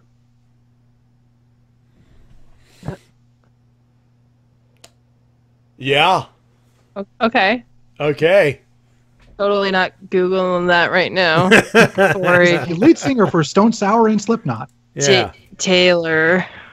Is he a juggalo or is he a gigolo? What's the difference? Neither. He's the lead singer of Slipknot and Stone Sour. Google tells me that it's an Australian writer, and she's written My Beautiful Enemy, Me and Mr. Booker, classics. Oh, I think at this point, it's safe to say we can move on. But yeah, I've actually watched him do an interview with Ambi, and he is one of the. I just always love that interviews. For the past 5 or 6 years, he's been getting more and more nerdy with every interview. Cute. But the most recent one, he was like, "Oh yeah, I really like Nostalgia Critic atop the fourth wall and Cinema Snob." What? Did he have a time machine in 2006 and he just arrived in 2017? Those guys were popular 10 years ago. I know, but he actually appeared on the latest Nostalgia Critic episode too. He did. They're still making those? Yeah, and it's crazy. And the budget's huge. He's got Doug's got a huge warehouse for just his wardrobe. Mm-hmm. Whoa. Good for him. Yeah, it's over a decade of work that guy has done. That's insane. Yeah, his dad actually does a lot of the wardrobe help. That's crazy. And nice. Yeah, and it was the first episode in 6 years I watched the behind the scenes of, and it's just really cool how much fun they have making these episodes. That's nice. That's nice. I still watch Cinema Snob because he says funny things about Netflix series and stuff, and I like that. Yeah, Brad is awesome. Yeah. Then I just love the Cinema Snob character. And Anyways, that is all the stuff I have to discuss when it comes to segment 1. All right. Well, in that case, ladies and gentlemen, it's indeed time for your emails and comments of the week. You can send them at thewrestlecast@gmail.com. Send mail for me. Send mail for me next time. I keep asking, and they never do. Well, that's because they never know which week you're going to show up. Just save it. They'll save it. Just send one in, and they'll save it. No, for Matty me. doesn't save. Matty doesn't save emails. He deletes them at the end of the show. Matty, yeah. Come on, it's save one housekeeping. For Mumblo. It's basic housekeeping. All right. No, save one for Mumblo. Okay. Tell you what. Give us a heads up next. T-Dub, give me a heads up and I'll announce it. If you don't save one for Mumbles, she's going to shoot her galaxy gun at you. I will shoot it into the sun, and we're all gonna die because the sun will explode. Think about that. Anyway, this episode of Wrestle-Cast brought to you by Japan World Heroes. Next week, August 26 to 27, from the Pasadena Convention Center in Pasadena, California. I'll be there along with these and a whole bunch of people who can see us there. I'll only be there the 26th, that Saturday, because I fly back then. But I'll be there all 8 hours, 10 to 6. I'll be there. There are a whole ton of guests, including Ren Kuriyama from Kamen Rider Double. It's going to be awesome. Of course, Ranger Stop 5, Superior Toy Comic Con. And at the Holiday Inn and Suites across from Universal Studios Orlando. No new announcements, but the people are up there. And yeah, it's going to be amazing. Go check it out. Moving in. We're no good, buddy. Actually, we start with French Otaku. Would you believe it? Yay! Yeah. Our own Renee Beret. I love America. And this is going to sound like we're actually cutting the commercial. It's not. But this is literally how it starts. Here we go. So the email literally starts this. And now a word from our sponsors. Chet Chatterfield, Swagger, Bear Glove, Timber. No, those are not your Southpaw regional wrestlers. Those are a new body spray by Old Spice. If you want to start your day smelling like Terry Crews, power!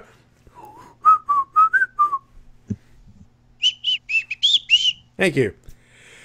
God, did I miss the Southpaw Regional Wrestling with the second season. Hello, Wrestle-Cast. And yes, you got yourself some new commercials to put into your segues. Oh, I'll work them in, but not yet, believe me. We're going to let them sink in first. I'm sorry you didn't already get half of those already chopped up for this show. Hey, you know what? I like to give people time, before we start using them, That's true. That way you're not spoiling them. There you go. And, by the way, it's, we got to let let it sink in for a while here, This week, I'm not going to cover Raw, SmackDown, Lucha Underground, NXT. No, I'm not even NXT TakeOver for 3 because you all know we have some awesome sauce. It'll be awesome sauce, but instead, we got a big mess of a pay-per-view. SummerSlam at Brooklyn. Well, since every SummerSlam will be in the same city, better call it in a city special. God help us if it happens to Baltimore, Maryland, but still, most build-ups are hit and miss, which is not a good sign for one of the main 4 pay-per-views. We got a long list to deal with, so let's get to it. Jason Angle and the Woken Hardys versus Miz and the Job Tourage. Don't care. Sad someone like Jordan needs the Hardys to get himself over, and Miz deserves better, like defending his title. Yeah, I thought they were going to do the IC title thing. Apparently, they did not. Yeah, apparently because who was it? Was it Scott Dawson that got injured? Yeah. Yeah, that'll do it. Yeah, that'll do it. Yeah, he got injured, so now the Hardys need opponents. Yeah, that'll do it. Jordan and Hardys for the win, he calls. Battle of the Bigs. Not a fan of the Big Show, is injured, quote-unquote, but he remains strong. But come on, let's just put Cassidy over. Oh, well, call in the win, he says. Demon Balor versus Bray. Bray, it was nice knowing you, but you'll get murdered by Balor.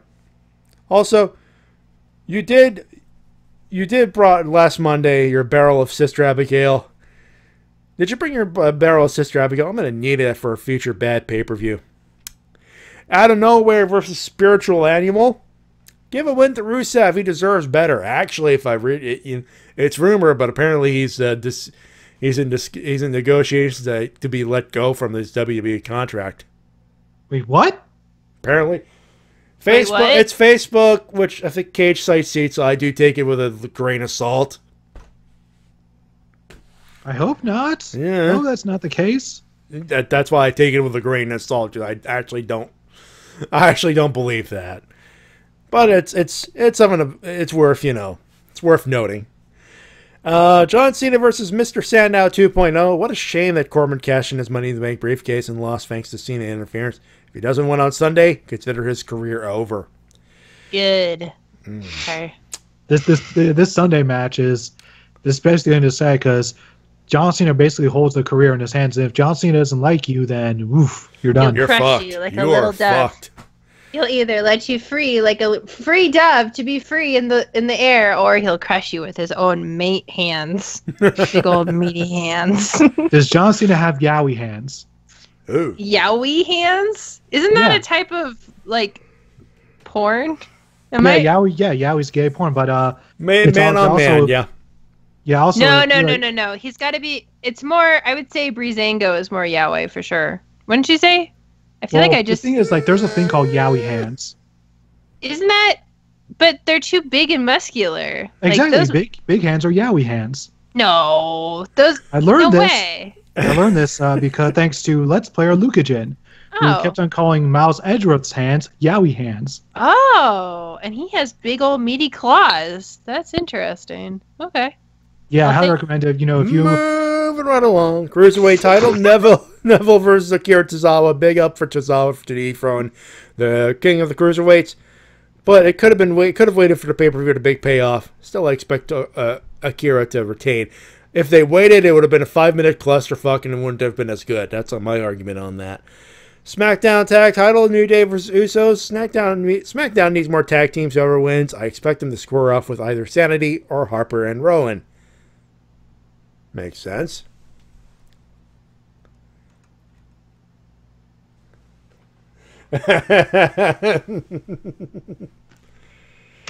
Yeah.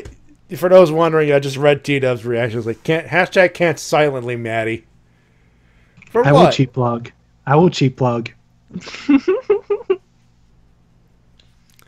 So I'm trying to get through these so we can actually Yeah, talk I about know. the I know. thing. I'm sorry. No, Mumbles. This one's on me because I'm always the one like just trying to drag things along, even though we don't need to, because there's a lot of emails to get through, and we have a lot in the third We only segment. got 2 emails, but I will tell you right now, Hairball fucked up. He gave us a freaking novel. So, Then don't read it. Don't read the novel. well, I'll read most of it. Raw tag title: Cesaro versus The Shield. I don't expect Ambrose or Rollins to win this match. Might end up in a brawl between the two. By the way, it's on Facebook. The quote-unquote brawl between the 4 guys. One of the brawl was a pull-apart thing. U.S. title: Owens versus Styles with Shane O'Mac as special guest referee. Wanted Bryan since he has a history between the two, but since he's vulnerable to concussions, why not Shane, who has a former referee of his own? Styles to retain with the next feud with Shane to be with Shane at Survivor Series.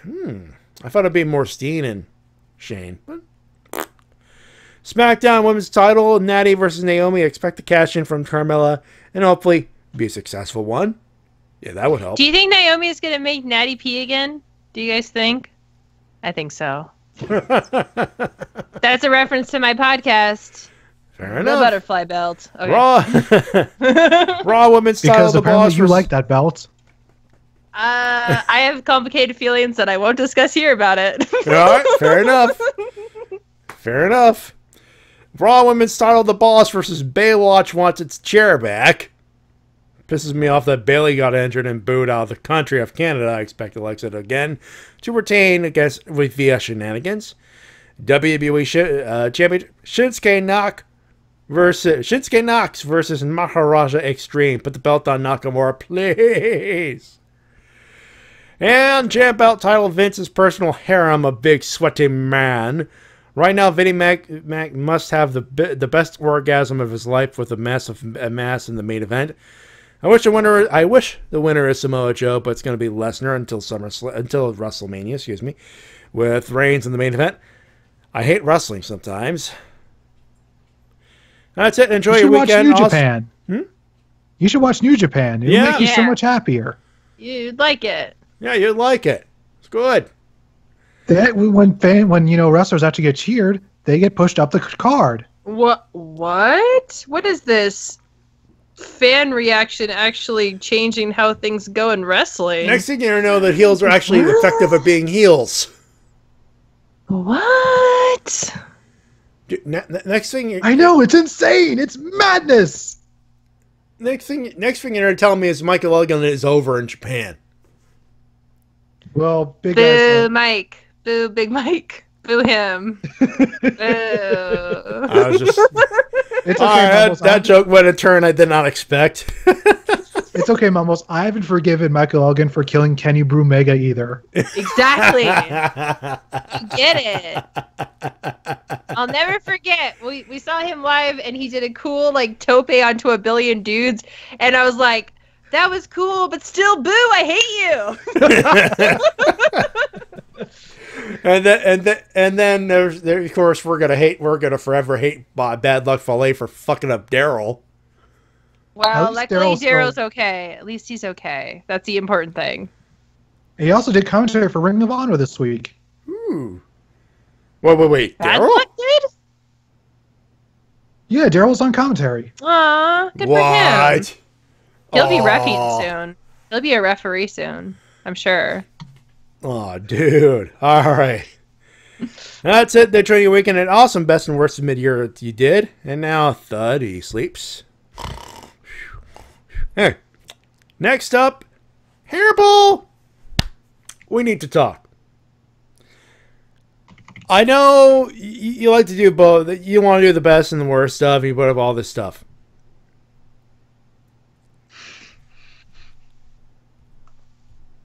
That was a shitload of stuff to talk about, dude. Yeah, he's happy for Southpaw being back. And Thursday, something happened on Thursday that made him really a good mood. He liked his best match, for example, was Okada versus Omega. Which one do you ask? And he did mention that it was a good question. The answer is yes. This Is Your Life is his worst segment between Bayley and Alexa. Worst female, he can't say the Red Menace because she's gone. And Madison's sad. Best non-wrestling talent, Paul Heyman. His worst wrestling non-wrestling talent is between Ellsworth and James E. Cornette. He's calling Johnny Wrestling to win against Andrade Cien Almas when it comes to NXT. He flipped the coin to give the win to Aleister Black in his match against Hideo Itami. Tag titles, he's calling new tag champs with Sanity. He's calling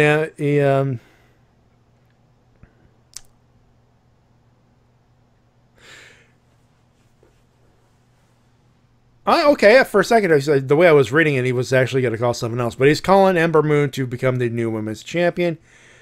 And he's calling Rude to retain. He's calling Tozawa to retain. New Day to retain for the SmackDown tag titles. The faces, I believe, Jordan and the Hardy Boys. Jordan and Hardy Boys. And the main card, he's calling anyone but Roman for the Universal title. SmackDown, he's calling Carmella to cash in. Raw Women's Championship, he's calling... he says probably Sasha. He's calling Nakamura. He's calling Shinsuke Nakamura to become the new WB champion. AJ Styles to retain. Poor Ruru loses again. He's calling Orton to win. Big Cass to defeat the Big Show. Finn Balor in full demon makeup to win. Cena versus Corbin next. He's calling the architect of titty mastering to become the new Raw Tag Champs. And as far as winners and losers, he's got a long list here.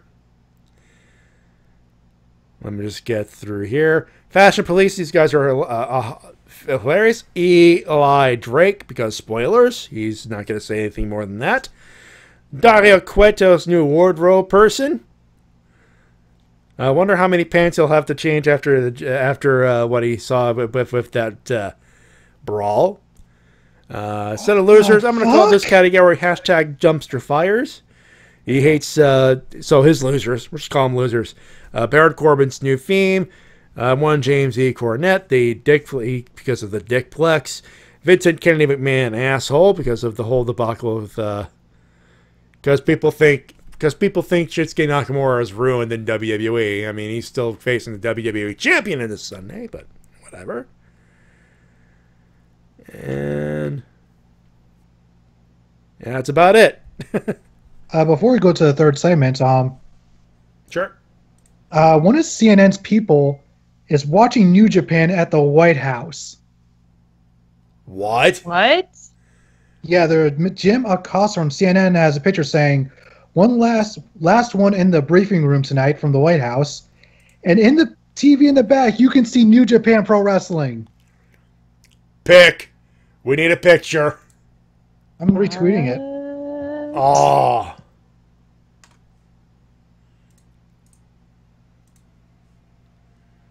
Retweeted. All right.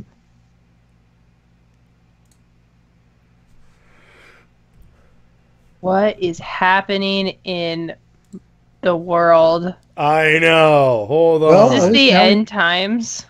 At least now we know that New Japan's getting more mainstream. What match is that? It's too blurry for me to tell. Like I'm zooming. What's happening? All right, let's see if we can get. The picture quality is not good enough to zoom in on it. Hold on a minute. Windows minimize. It's right over here, asshole. What are you talking about? Windows minimized my ass. Come on. There you go. All right, now, here's a picture. This is from Jim Acosta on Twitter. And right over there, that is a blue ring right there.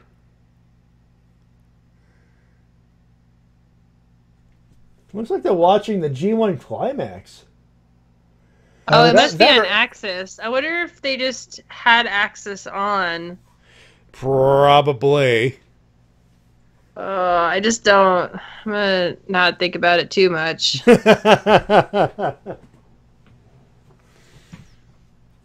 But that is awesome. That is that is something. Anyway, those are emails and comments of the week. You can send them at the Wrestle-Cast@gmail.com. We will return with a preview of both NXT TakeOver Brooklyn and SummerSlam. Yet 18 matches to go over. Help! We'll be right back.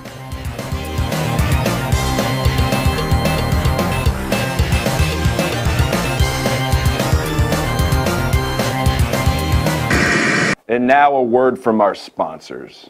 Are you hugging kidding me? I don't give a hug. Bailey does not get bumped from a talk show. It's unhuggable. Look, we ran over time. We sincerely apologize for everything. Oh, you apologize? Well, I'm sorry too. I'm sorry. You're a hugging buffoon. Get out of here. Go hug yourself. Are you hugging filming me? Hug you! You're hangry when you're hungry. Snickers satisfies.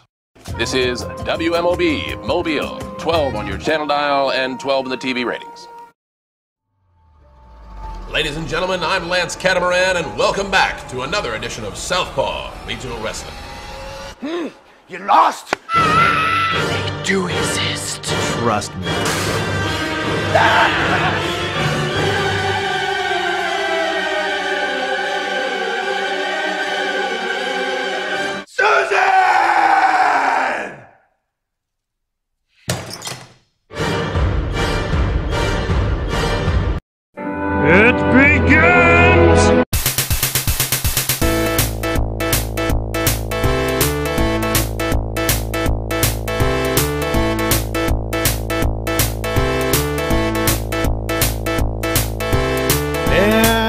Back here on the Wrestle-Cast, presented by RVT Entertainment on the BrokenInfinite.com, Podomac.com, iTunes, wherever else we find it. Finally record. Of course, we're live here on the RVT Entertainment official YouTube channel.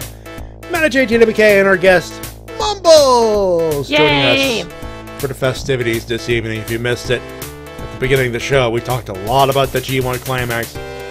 And we're tip of the iceberg on that stuff, too.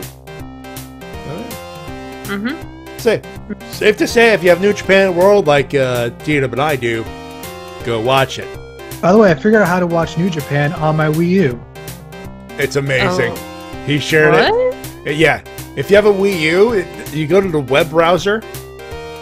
I believe you go to Internet Settings and you turn it to Firefox. If I remember. Yeah, you go to your Internet Settings on your browser on Wii U. Change the user agent in the settings to Firefox. Boom, you can watch New Japan World on your Wii U, which means you can watch it on your television. Oh my god, we set up a whole fucking thing in my house. It's HDMI cables and computers in the closet and god damn it. You have a Wii U?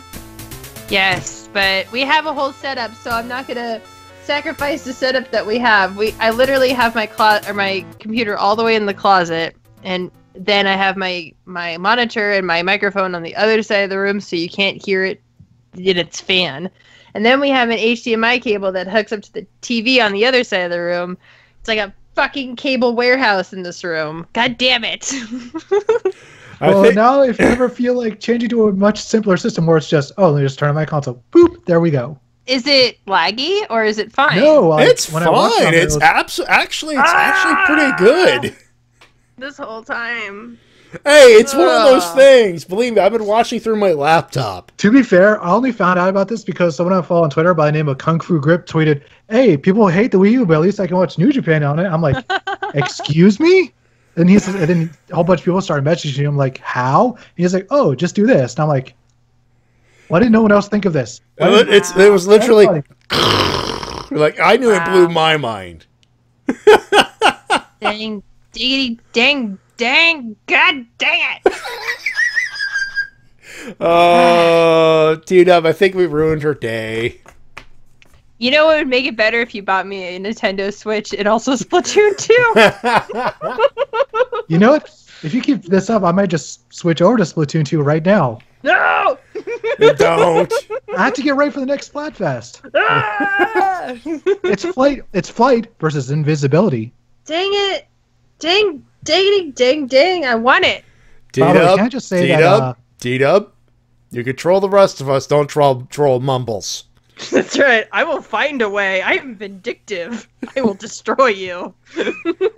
Anyways, can I just say that one of the new hosts, the black chick, she is really, really cute. I really like her. Oh, yeah. Like, by the way, Nintendo's been doing a really good job with ethnic chicks this year. Ooh. Yeah. All right. Yeah, like, you can tell we're looking forward to talking about the wrestling this weekend. No, it's just that I'm looking forward to it. It's just that I got off topic really easily. Yeah. Especially when we get to talk about really attractive chicks. Oh. Fair enough. Anyway, let's talk about some attractive men. Braun Strowman. He's got Country Strong on his arm. I'm not finished with you, Roman. Hey. I'm not finished with you is also what he says to his dates. Oh God! If Braun Strowman ever has to be released, he has to join the Bullet Club. If for nothing else, just so he could do that one thing, Flip Gordon. Oh, hi, Braun. I'm Flip. Oh, zip up the jacket, Bullet Club shirt. Where do you think you're going? I like to kill people and put their bodies in the middle of the ring and then elbow drop them.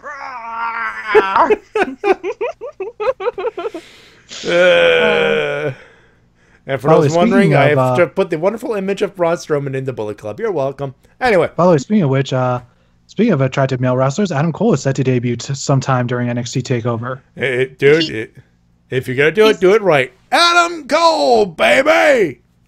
He's deceptively attractive. Like when I first saw him on TV, I was like, eh. And then I saw him wrestle, and I was like, yeah. And, by the way, you guys, I had another dream that I was married to AJ Styles. It won't stop, and I need help.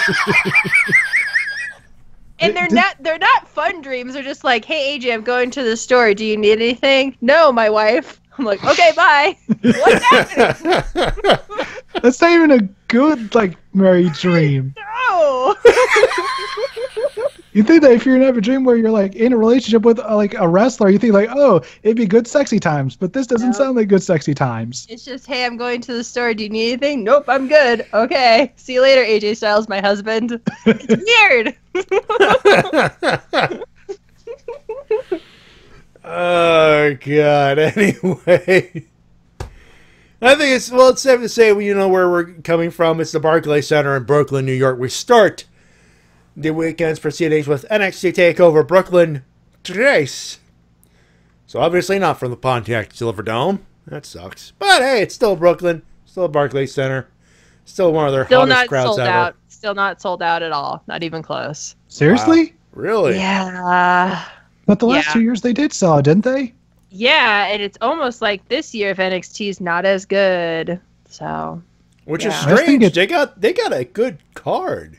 I think it's just sort of lacking that sort of hype. I think one of the problems is they keep having it. I think another problem is they're having it in the same place for the third year in a row, and they're going to do it again next year, and that's not always good. You need to sometimes switch things up. And I don't know if Bobby Roode should still have the belt. I feel like he should have lost it maybe last time. Just because it seems like he's had it for too long and it's not as interesting to me anymore. It's Triple H's booking. He likes long championship reigns. Yeah. I think this one's long for the sake of being long. It's one of those. Well, he seems to really like long reigns for heels. Yeah. Yeah, definitely. Because it's almost like he's reliving his golden days. At the very least, unlike his golden days. No, hold on. That is the only men's singles belt. It really is Triple H's golden years. Yes. Raw with only one singles belt was terrible. Oh, boy. Anyway, moving right along. The evening will start with Johnny Gargano taking on Andrade Cien Almas with Zelina Vega as the valet there. Formerly Rosita from TNA. Yeah. Oh, that's where I've seen her before. Okay. Good pairing, though. Good pairing. Not gonna. I'll be honest. I haven't watched NXT since the last takeover. I have, and but the only interesting thing about this Almas thing is that the valet girl, I've already forgot her NXT name. Zelina Vega. So apparently her story is that she knew him in Mexico, and she saw how he was in Mexico, the founder of the Los Ingobernables, the guy. And so she sees him in NXT, and he's not as good, so she wants to, force him to be good again. So that's kind of their story right now. So that's kind of interesting, but so she wants to force the Los Ingobernables of NXT here. Yeah, which is weird, and I don't think it's gonna work, but I think that Johnny Garlic is gonna be great, so it doesn't really matter. Call it what it is. Johnny Wrestling. It's going to be on a shirt, for God's sakes. Yep. Next up, here's one I'm actually looking forward to. Aleister Black, that's Tommy N for those who's playing at home, taking on Hideo Itami, that's Kenta for those playing at home. Yes. Who wins? The answer is yes. I love Aleister Black so much, and I don't know why he's not already champion. And he's got just such a presence, and he's so good, and I love him, and I want him to do well. So I hope he beats the shit out of Hideo. From what I've seen of Hideo since his return, he's really turned it back up again, which is good to see. Yeah, that heel turn was exactly what he needs. Yes, definitely. So. Oh, by the way, you want to know what you do to hype up NXT? Have more Ronaldo call matches with Nigel McGuinness and Percy Watson, who is actually improving. Percy's getting a little better. Yeah. I can't wait to hear Morrow on commentary again, because I haven't heard him on commentary since he was on SmackDown. Believe me, have you watched the Aleister Black Kyle O'Reilly match? No, like I said, I haven't watched anything NXT since the last takeover. You need to watch that match this weekend. I will not have the time to do so. Do it. Don't watch Defenders. Watch that instead. No, I have Defenders to watch. I have Voltron to watch. I have my review to work on. There's a lot of stuff to do.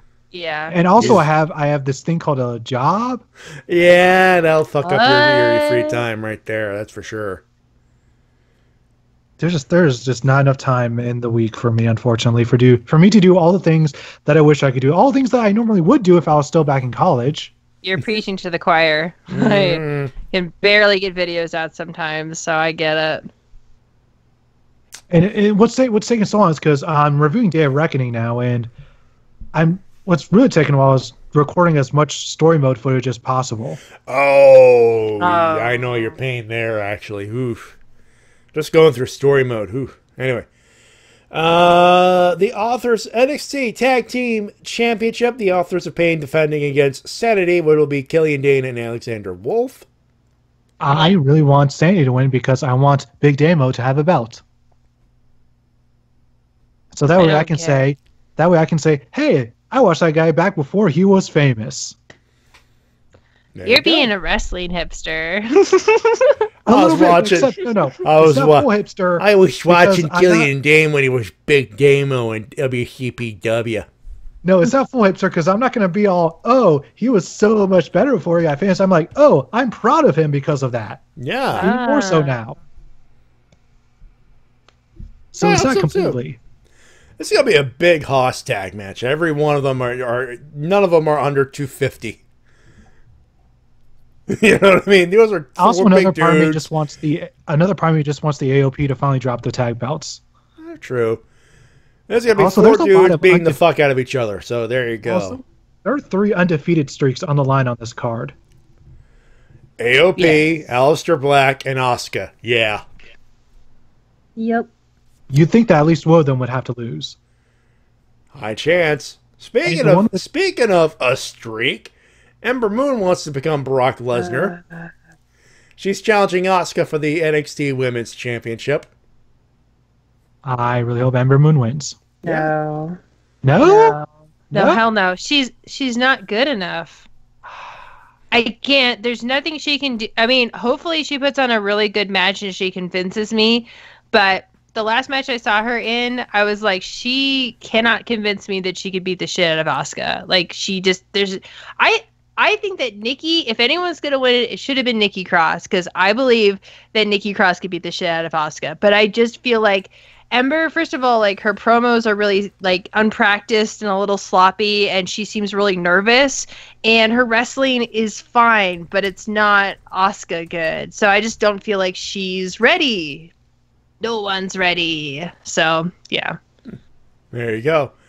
Well, you know what? I actually watched Ember Moon when she was Athena in Shimmer, and she's good. She's worthy. Yeah. For me, this is another case where I'm just wondering, like, are they finally going to choose to beat Asuka? Because I really don't think they should do the whole Paige thing where she just drops the belt after moving to the main roster. Mm-hmm. Like, I feel like she needs to lose it, because if she doesn't, then it'll sort of create, like, this feeling like the NXT. No. Hello? Ooh. Did we lose T-Dub? No, I'm right here. Oh, you're back. Yeah, we lost you for a second. Well, you cut off for a second, actually. Weird. Anyways, what I was saying is, like, I really think, like, Asuka eventually needs to lose the belt and not do the whole Paige thing where she just, like, vacates it. I'd rather have the winner of the Mae Young Classic go against Asuka. That could work. Maybe Kaiji or something. So Kairi Hojo versus Asuka. Yes. Exactly. So I think that would be more interesting. I just don't think Ember's ready. She hasn't convinced me yet. And for me, I think the NXT Women's belt is more prestigious than any of the main roster belts. So I want to feel like whoever gets it earns it. And so I just don't think she's ready yet. That's You know what? This might be the match that she earns it. Yeah, and if This it's could great, be. and if she... Yeah, that's the thing, is like with wrestling for me, it's like if I go into a match, I can have a wrestler change my mind. It's happened so many times. The first time I saw Kenny Omega in a match. I was like, who's this idiot? And then I saw him fight, and by the end of the match, I was like, I love Kenny. He's my new favorite. And so it's like... Out of curiosity, what was that match? It was... the first Kenny match I saw was... it was against... It was back when he was wearing the green shorts, and he was just like... he had the blonde hair, and I think he was either fighting like Ibushi or one of the other guys that was... I don't know. But I remember he came out and he looked so goofy, and then he just like did amazing things and just like blew my mind. And so if she blows my mind, awesome. But I don't think that's gonna happen. So. And in the main event of night one of the 4-day embargo at the Barclays Center, Bobby Roode defends the NXT Heavyweight Championship of the World against Drew McIntyre, aka Where's Broken Dreams, you idiot? I'm still surprised they didn't choose that as his theme. Like, you think they would have gone back to that. I don't mind his current theme, but I like his old one better. Yeah. Maybe when they turn him heel? Maybe. I don't think he needs to turn heel. Not yet. Although I miss his TNA thing. He was like, I wear a hoodie all the time. I'm mad and I have my hair in my face, so take me seriously. I miss that a lot. That was really funny. He did also have a pretty cool like hardcore theme back when he was doing the Indies and TNA. Yeah. Anyways, I'm hoping Drew wins. Me too. I don't really like Bobby Roode as the champion. I don't think he's not that interesting to me. Fair enough. He's a lonely old man. That said, that's night one, and we go to night two of the siege, so to speak. God. SummerSlam 2017, the Barclays Center, Brooklyn, New York. Like we said before, it's all there. Anyway, in the pre-show, they have Akira Tozawa versus Neville in the rematch for the Cruiserweight Championship. I hope Akira retains. Yeah, agreed. Same here. Like, it'll be really, really dumb to have him win just to have him lose, because that'll really make his win just feel like a really cheap pop. Mm-hmm. The New Day defend the SmackDown Tag Team Championship, taking on the Usos. I'm really sad that these SmackDown Tag belts are getting put on the pre-show, because I feel like... Especially with New Day. That's pay-per-view money. And the Usos are really cool and weird now, and so they should be on actual SummerSlam. Sorry, they deserve it. Out of all the tag matches tonight, that's the one I was looking forward to the most. Same. I'm sad. That sucks. Okay. And speaking of tag, a 6-man tag, the Hardy Boys and Jason Jordan taking on The Miz and The Miz, Taraj, Bo Dallas, and Curtis Axel. That should be on the pre-show. Wait, is it on the pre-show? Is it already on the pre-show? It's pre-show. It is pre-show, yeah. Okay. I'm sad that Jason Jordan versus The Miz got nixed, though, because I think those two could have had potential to put on a really good match. Jason Jordan needs help, though, and I think putting him with the Hardys is a good way to at least have him be a face for a little bit longer, because he's struggling, so... I think the main problem isn't so much his ring work, but his mic work. He is... Yeah. Yes. Agreed. And people don't buy it. People don't buy that he's Kurt Angle's son. No one buys that shit. No one will buy it. Because people didn't want a Kurt Angle's bastard son. They wanted a feud between him and Kurt Angle and Triple H. Well, it's not just that. I just think that, I don't know. I just don't think people buy that stuff anymore. It's not the 90s. It's not the 80s anymore. Like, people know that's not true. So it's just, you can't really care. So. All right. Hopefully, like Mumbles said, pairing him with the Hardys will do good things for the future in his career. Yes. It can only help him. The only thing that can hurt him is himself. Have you ever heard of Mumbles? Have you ever heard of Salamonster? Salad Monster? Salamonster. I've heard of Salad Monster, but not Salamonster. He does like a wrestling podcast, professional style. Okay. Anyways, he had a good idea with this, that if this angle ever turns sour, like, they could save it by having Jason Jordan turn heel and be like, oh, I planted that evidence all along with Corey Graves. Yeah, and also it kind of parallels how Kurt Angle's trajectory worked, because when he first debuted, he was supposed to be a face, and everyone booed him, so he turned into a heel, and it was great. So hopefully they can do that with Jason Jordan, because anything to save his career, because he is too good of a technical wrestler to waste. Yes, agreed. By the way, there's someone missing from this entire card that really disappoints me. What? Mike Kanellis. Oh my god! Yeah. Don't get me fucking started. I love them, and they totally wasted them. Ah, okay. Like, and the weirdest thing, like, during Mike Kanellis' entire run in Ring of Honor and in TNA, everyone always thought, oh, this guy would be perfect in WWE because, he looks like the WWE guy and he just seems like the perfect fit for that promotion. Yet that seems to be the one promotion where they just don't get him. I don't get Which it. is fucking weird. They wasted it. Like, and they wasted her. They wasted both of them. Yeah, they're like one of the best couples in pro wrestling. Like when it comes to just how good their on-screen chemistry is. They're so amazing, and were given a really good gimmick to work with too, and they were just really just doing great things with it, and they're just cutting these really good promos. And then they haven't been on TV in like a week or two now. Okay. It's just moving on sad. to better things. Tag titles, main card. Let's do that. Starting off with the Raw Tag Team Championship of the World. Dean Ambrose, Seth Rollins challengers the champs Cesaro and Sheamus. I'm calling Shield. Shield. Yep. Shield. Because as we all know, Shield has always been two dudes. That's it. Shield has always had only two dudes. And the third That's guy all going, of them. ooh, for some fucking reason. I can't. Who was that? There was a third guy in the Shield? That seems crazy. That doesn't seem right. Yeah, there was a third guy in there, but we don't talk about that.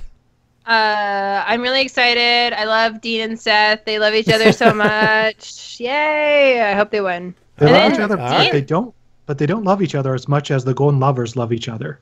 Or as much as Breezango love each other. Yes. Yeah, Breezango. there you go. My boys. My sweet, sweet boys. Next up, John Cena taking on Baron Corbin. Cena wins, LOL. Also, Breezango not on the card either. Yeah, where are my boys? Where are my sweet, sweet boys? Bullshit be called. Bullshit has been called. And we know they're not going to appear in a backstage event yet because on this week's SmackDown, they already said that Breezango will return in 2 weeks. Yes. To be. Boo! Boo! So yeah, now. So yeah, that depressing. Boo!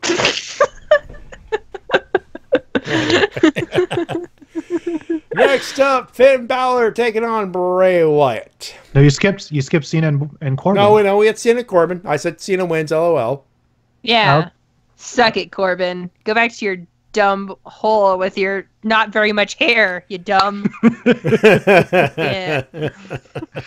Finn Balor versus Bray Wyatt. Finn has to win. If they're going to do the Demon, Finn has to win. What did Bray do? Why does Bray keep losing? What did he do wrong? He fucked the wrong ring announcer. Oh. Seth showed his penis to the world and he's fine. Oh, well. Well, to be fair, his now ex did that whole thing. That's yeah. Still, it was out there. And everybody took a look of it. Everyone took a big old look. Especially Matty, who took a screenshot. Wow. First off, bullshit is called. You're the one who sent the screenshot to Kenny Omega, and of course he was so jealous, and that turned into the DM. Oh, you guys are DMing wrestler stuff to each other? That's the show. That's how you know we're real partners, man. We're a real tag team. Yeah, by the way, I have to call bullshit. Kenny Omega was not that pissed off. But moving on. Yes, he was. Anyways, Finn Balor's Bray Wyatt. Finn has to win because if you're going to have him appear as the Demon, you have to keep him strong. He's got to kill Bray Wyatt with the Demon makeup on. I'm sorry. Especially after the viscous acidic liquid was poured onto him. Okay. That's how they described it. Cole was like, he's pouring viscous acidic liquid onto Finn Balor. No, he did not describe he it that way. that. He did. He literally did. No, He did not. Okay. He literally called it viscous acidic liquid. It Tito, became an I internet watched Raw. He did not say that. That meme did not come out of nowhere. I'm gonna Dave you if you keep going Seriously, with go that back and watch gimmick. that segment. Go back Anyway. and listen to I Cole. will. I will, and I will at you on Twitter if you lie to me. The only way I'm lying to you is if What Culture, Brian Zane, and the rest of the internet lied to me as well. Well, they probably did, bro. They probably did. Brian Zane is not a liar. He's so good at lying. Moving on. Jeez. And now LPH wants to know if you have a DM of my dick pic. Whoa. Moving on. Yeah, okay. No. Wrong. Moving on. Big Show. Speaking of wrong, Big Show versus Big Cass. Enzo Amore is to be suspended in a shark cage above the ring. If there's a definitive piss break match of the night, I cannot think of one more than this. There's your intermission right there. As soon as they lock Enzo and the cat in that cage and ring the bell, all right, popcorn run. Who wants them? Yep. Because literally, this is an excuse to get an Enzo Amore promo out of the way, and boom, done. Though they're gonna keep building up Big Cass, so I'm thinking Big Cass to win. Interestingly, What Culture predicted that Enzo could turn heel and join Big Cass again and become a heel tag team. Because separately they are floundering. Yeah. I mean, Enzo is floating more than Big Cass, to be fair, but I don't know if they're gonna give up on it that soon. Maybe in a couple months or so they'll bring them back together. I don't know. Do you actually see Big Cass having a couple of months? To be fair, oh yeah. To be fair, do you remember when they turned Brie heel? Brie, as in Brie mode?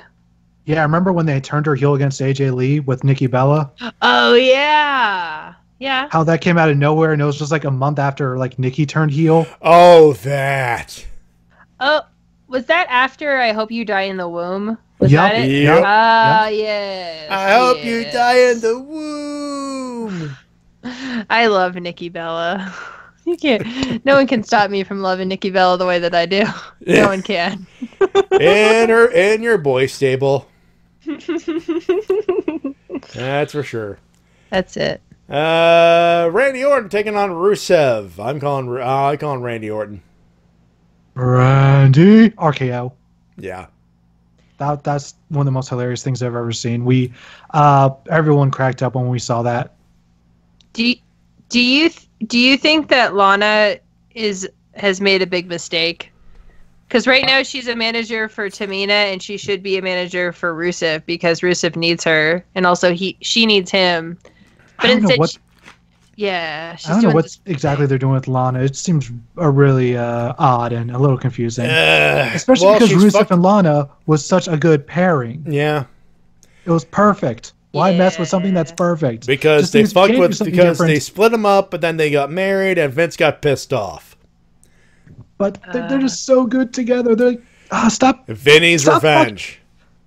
Vince, if you have if you have a real life couple on screen that has legitimately good chemistry together, stop fucking with it. Stop it. Stop it. It's fun. It's so annoying. That's what it is. I'm hoping Rusev wins, even though he won't. I'm hoping he does. Yeah, me too. Fair enough. And I hope Randy's awake for this fucking match. Randy, when he's sleeping through matches, they're so fucking boring. I hope he's awake. Actually wants to do shit. Dang.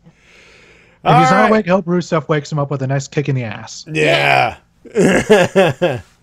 Next up, AJ Styles taking on Kevin Owens. Special guest referee Shane McMahon. The U.S. title is on the line.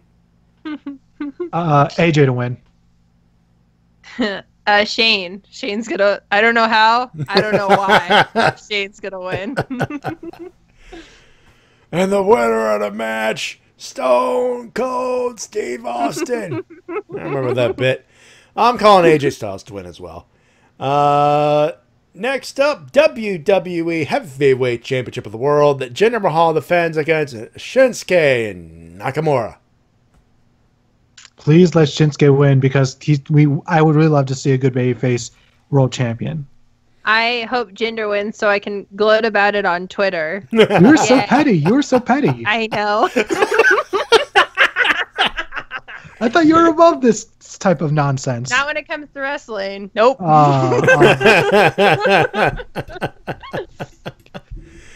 Yeah, I'm calling Shinsuke Nakamura to win. Although, to be fair, I wouldn't mind too much of Jinder wins because he's one of my favorites. But at the same time, I also really want Shinsuke to win because he's Shinsuke Nakamura.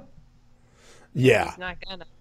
Like, I don't think I need more reason that he's Shinsuke Nakamura. There you go. He's Shinsuke Nakamura, motherfuckers. And they're in Brooklyn. Perfect place to put the belt on. I was going to say, if for nothing else, it's a huge pop. And if he wins, keep it on him for a few months. Wrestling isn't about feeling good about things. I hope you guys know that. It's about feeling bad and having your hopes crushed by Vincent McMahon. That's what it's about. See, this is why we watch New Japan. At least we have the feeling of satisfaction after watching his card. Yeah, because even if your favorites still win, there'll be someone you like that wins. And when your favorites lose, it's usually that's smart. He will win later. I'm glad that they projected him somehow. So yes. Because Gato is a really, really, really, really good booker. Yes. I believe we need to establish that even more. Anyway, next up, Alexa Bliss taking on Sasha Banks for the Raw Women's Championship. I'm calling Alexa to retain. Same.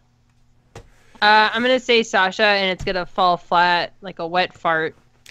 That's why if it's going to fall flat, keep it on Alexa. Yeah, I think that they're going to try and have Sasha win, and they're going to think that something nice will happen, and the crowd's not going to give a shit. So, which or is even so better, dusty finish. Do a dusty finish. Well, I hope that if Asuka does lose at NXT, she just shows up and just beats the shit out of every woman. Just every single one of them just beats the shit. Even fucking all of them. Every single one of them just beats them up and then takes both titles for both brands. That's what I want to happen. All right. You know, you're kind of reminding me of our buddy Shintaro Kuro, who for years just imagined that Shinsuke Nakamura would walk in number 30 at the Royal Rumble, and then everyone in the Rumble would just leave out of fear of getting kicked in the head from him. Well, that's how they book Asuka. It's not my fault. They book her like someone that would just destroy you and kill you in real life, like with to be fair, T-Dub, he hadn't appeared at a Rumble yet. He's probably going to this January. It ain't January yet. Next up, SmackDown Women's Championship. Naomi taking on Natalya. I think if we're going with what rumor has it, it's Naomi. The person who's going to win this match is Carmella and James Ellsworth. I was going to say Naomi retained in the match, but yeah, there's going to be a cash in. Is there any way that James can become the women's champion? Is that possible somehow? No, it is not. Okay. No. We are not pulling a Hervina. Santino. I was going to go Harvey Whippleman, but you know. Did he never become champ? I thought he won. No, he won the Battle Royal that made him miss WrestleMania. Oh yeah. Oh yeah. Sure. I was referencing Hervina, which Harvey Whippleman did win the women's championship. Yeah, I just think that the SmackDown title is gonna become a joke if Carmella gets it. So you might as well just give it to Ellsworth because I don't know, she's not that good. I like Carmella. I guess Carmella is a person who's in my boys' stable. Oh, okay. She's a good talker. She's not a good wrestler. I think she's a better wrestler and talker than Enzo is, though. Oh, I'll give her that. But fucking a broom is also, so.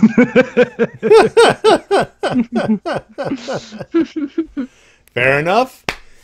And the main event of the evening. Fatal 4-Way. Straight up triple threat rules. Universal Championship. No, this is Fatal 4-Way rules. Fatal 4-Way, Well, dude. as in, first pinfall to win. I know. That's why it's Fatal 4-Way, not a 4-Way dance. Yeah.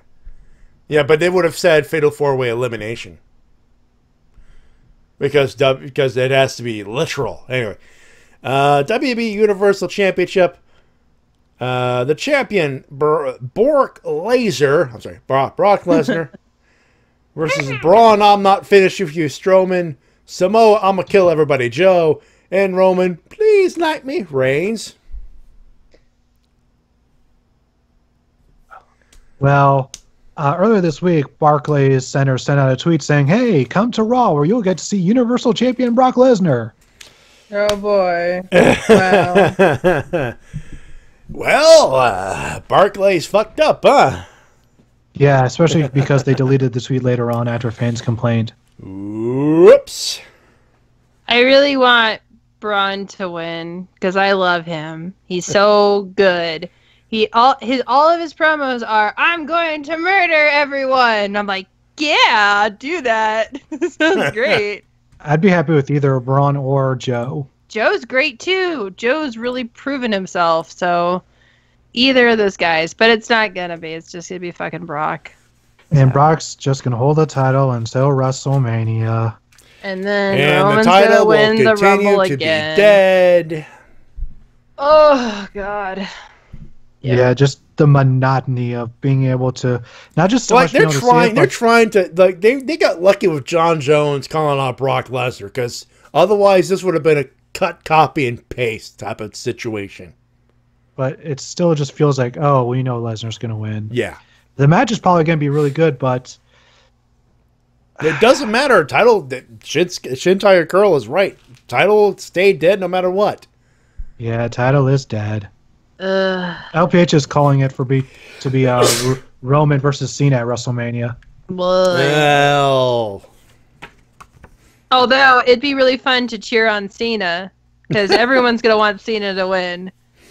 Everyone, including the angry little mans. Everyone. And that chick ringside after flipping the bird to Cena. Yeah, like that chick. Even her. Even her, especially her. I don't really understand why people are anti-Cena nowadays, though. Like, what's the point? Either. Go Ace. Nah. Look what you did there. Thank you. Very nice. Very nice. Yeah. By the way, did you guys see Hiroshi Tanahashi cut off most of his hair? Yeah, I don't want to talk about that. I now has really short hair again. Yeah, don't. I'm calling wig, by the way. I call wig. No, he really did that, and it's sad. Sad for everyone. No. He actually chopped off. No. Yes, and it's do I sad. have to find a picture? When I saw that picture, I was like, "Does he have a son?" And I had to look at it for I was like, "Oh my god, it's him!" Yeah, honestly, that's not a wig? No, it's not a wig. He did that. Yeah, like wow. For, I think like a charity. No, a movie. For a movie, yeah. Which is the reason I'm like, wait, that's got to be a wig then. No. Let's see, where is it? There's a picture. Like he posted a picture on Twitter of it side by side. And I thought it was Tanahashi standing next to someone else. Me too. I thought like it was. An older I was like, version oh, of Tanahashi has a kid. That's nice. Like an older version of Kota Ibushi. Like maybe. I'm gonna have to look at his official Twitter because I can't find it on Google. I'm like, how fucking weird is it? Is it going to be next New Japan show? And now the Intercontinental Champion Hiroshi Tana. What the hell happened to your hair? Nope. No. God damn it. So that's the card. That's SummerSlam. Let's do winners and losers. Mumbles, kick us off the losers, please. Happily, my losers is everyone who booed that really nice Indian dance and the singing of the anthem on SmackDown. It was nice, and everyone booed it, and it made me sad, and I had to turn it off. It's like, it just feels like, oh, this is a foreign person, so in wrestling we boo the foreign people. It's Renee Baguette or whatever Daniel Bryan's character Renee is. Beret. Renee Beret. Oh, Matty, here's the picture of Tanahashi. I've seen the picture. I've seen the picture. Yeah, he cut his hair and he dyed it. It looks so bizarre. Break my heart. Say you'll bring your hair back. Oh, it's why? Although he didn't cut it as much as I wanted him to. That's going too far. You're a sicko. You haven't seen the Photoshop picture of him bald, have you? No. Don't ever show me that. There's the picture for those wondering, are we kidding? I still call wig. No, it's not, dude. There's no fucking way. It's for real. He's going through some shit. Jesus Christ. I'm looking at this. I'm like, found it. Wait, what? I found that the Abby A photo has the picture of him photoshopped bald. Don't do it. Oh, Don't no. do it. Don't. I'll just send it to Matty. Thank you. Urge to put it in the chat instead of T-Dub Rising. T-Dub, your losers this week. Let's see. Who do I have as my loser? WWE for giving too much away for free. Yeah.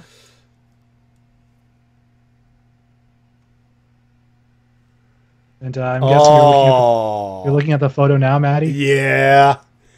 It's show and tell time. So there it is. And let's just flip it over here. There it is. Do not look at the stream, Mumbles. Don't look at the stream. My eyes.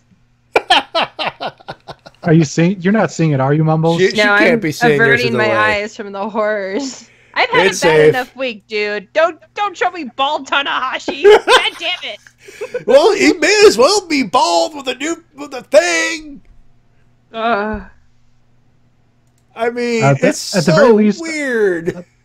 At the very least, 6 of our viewers now get to see bald Tanahashi, while everyone listening to the audio version now just sits in confusion. I always put the YouTube thing up there as well, by the way, for those wondering. If it's on BrokenInfinite.com, you get to see you get to hear one and hear and watch the other. So there's that as well. Anyway, do you have any losers there, T-Dub? Yeah, WWE for giving too much away for free. All right. It's too much. It was too much. Like, I understand you want to hype people up for SummerSlam, but just pace yourselves. It just felt like at the last week they ran out of ideas, so there's like, let's just give a whole bunch away for free. That'll hype people up. But instead, it's kind of like, what am I waiting for then? All right. For me, Baron Corbin. Just oof. That was just a rough ass week right there. But we're all the winners. Fair enough. Winners, Mumbles. I guess Naito still counts. Naito, my boy, my sweet, sweet boy, who I love very much. Fair enough. Teed up. The entirety of New Japan. By the way, their next big show is in September, right? Yes. That'd be King of Pro Wrestling, right? Maybe. No, King of Pro Wrestling's in October. Last time I checked. Oh, okay. I don't know. Between G1 and Wrestle Kingdom, it's so hard to keep track because those ones are just like building up to Wrestle Kingdom. So I don't know. I know there is sometime in the fall and winter they're gonna have a tag tournament. Yeah, they have in the fall it's Destruction, and then King of Pro Wrestling, and then it's a couple little things there and there, and of course the World Tag. So, but what I do know is that the rumors are Juice and Elegant are both going to get U.S. title shots. Evil and I think Suzuki are going to get title shots, but definitely Evil for sure. Yeah, Evil. I think Evil would be a great IC champion. And then Naito has to face everyone that he lost to at the G1 for the briefcase, basically. So if he loses to anyone on the way to Wrestle Kingdom, then he doesn't get to be in the main event. So that's kind of scary. Don't do it. Don't do it, Gato. You know what the right decision is. He won't. He won't. He's building. It's the build up. It's the build. Yeah. Also, actually, I can kind of see Tanahashi versus Zack Sabre Jr. for the IC title. That's the other rumor. Good job, Gold Star. Well, fucker tapped out Tanahashi with like the best/worst arm bar in the fucking world. Jesus Christ, that looked like it was painful. Yeah, so that's actually the other rumor. And then, of course, at Wrestle Kingdom, Ibushi versus Kenneth. And then we can all die. We can all ascend to heaven. So that'll be fun. And of course, another winner, Corey Taylor, because he's fucking awesome. He's always been one of my favorite singers. And now, just with every passing year, it feels like he's as nerdy as I am, which is awesome. The literary writer from Australia? Is that? Of course. That's who I'm talking about. Anyway. By the way, according to Mumbles, after Wrestle Kingdom 12, we'll all be like this. Oh, I'm coming. I'm done here. I fulfilled my purpose. I need to see no more shit down here. Yeah. Exactly. Hooray, racist people, according to Matty. Is that racist? Really? Well, JonTron said a lot of racist shit last year, like a lot. Oh, no. Really? He did. He went on like this whole like racist. Are you really rant going to last lump me together with that shit? I was just playing a random ass joke clip. I know, but I really hate Do you JonTron really got to right bring now. it down? I hate JonTron. I hate JonTron. I fucking hate JonTron. I didn't even realize it was him. I thought it was a Simpsons character. No, I really hate JonTron after he went Well, on the that JonTron clips were ruined. Thanks, T-Dub. No, JonTron ruined it when he went on that racist rant last year. Anyway, let's move on. Yes. I can't even play the I Will Always Love You clip anymore. Thanks, T-Dub. That ruined it. That's not my fault. Well, no, it's your fault because you ruined it. I didn't go on the racist rants. Gentlemen. I'm not trying to say racist. I'm just trying to hit a random joke button, for God's sakes. I know, You but turn into a racist joke. I know, Gentlemen. Gentlemen. You've turned into Seamus, dude. You're ruining everything. Anyway. LPH, how's Mumbles evil? I am evil. He's right. I'm as evil as they get. Ha ha ha ha ha. So according to you, everything is evil. We're back. I was in an elevator with him once, and then I ran out. So yeah, definitely. All right. Did I go over you for the winners? By the way, T-Dub. No. Who are your winners? No. Did I go over your winners? Yes. All right.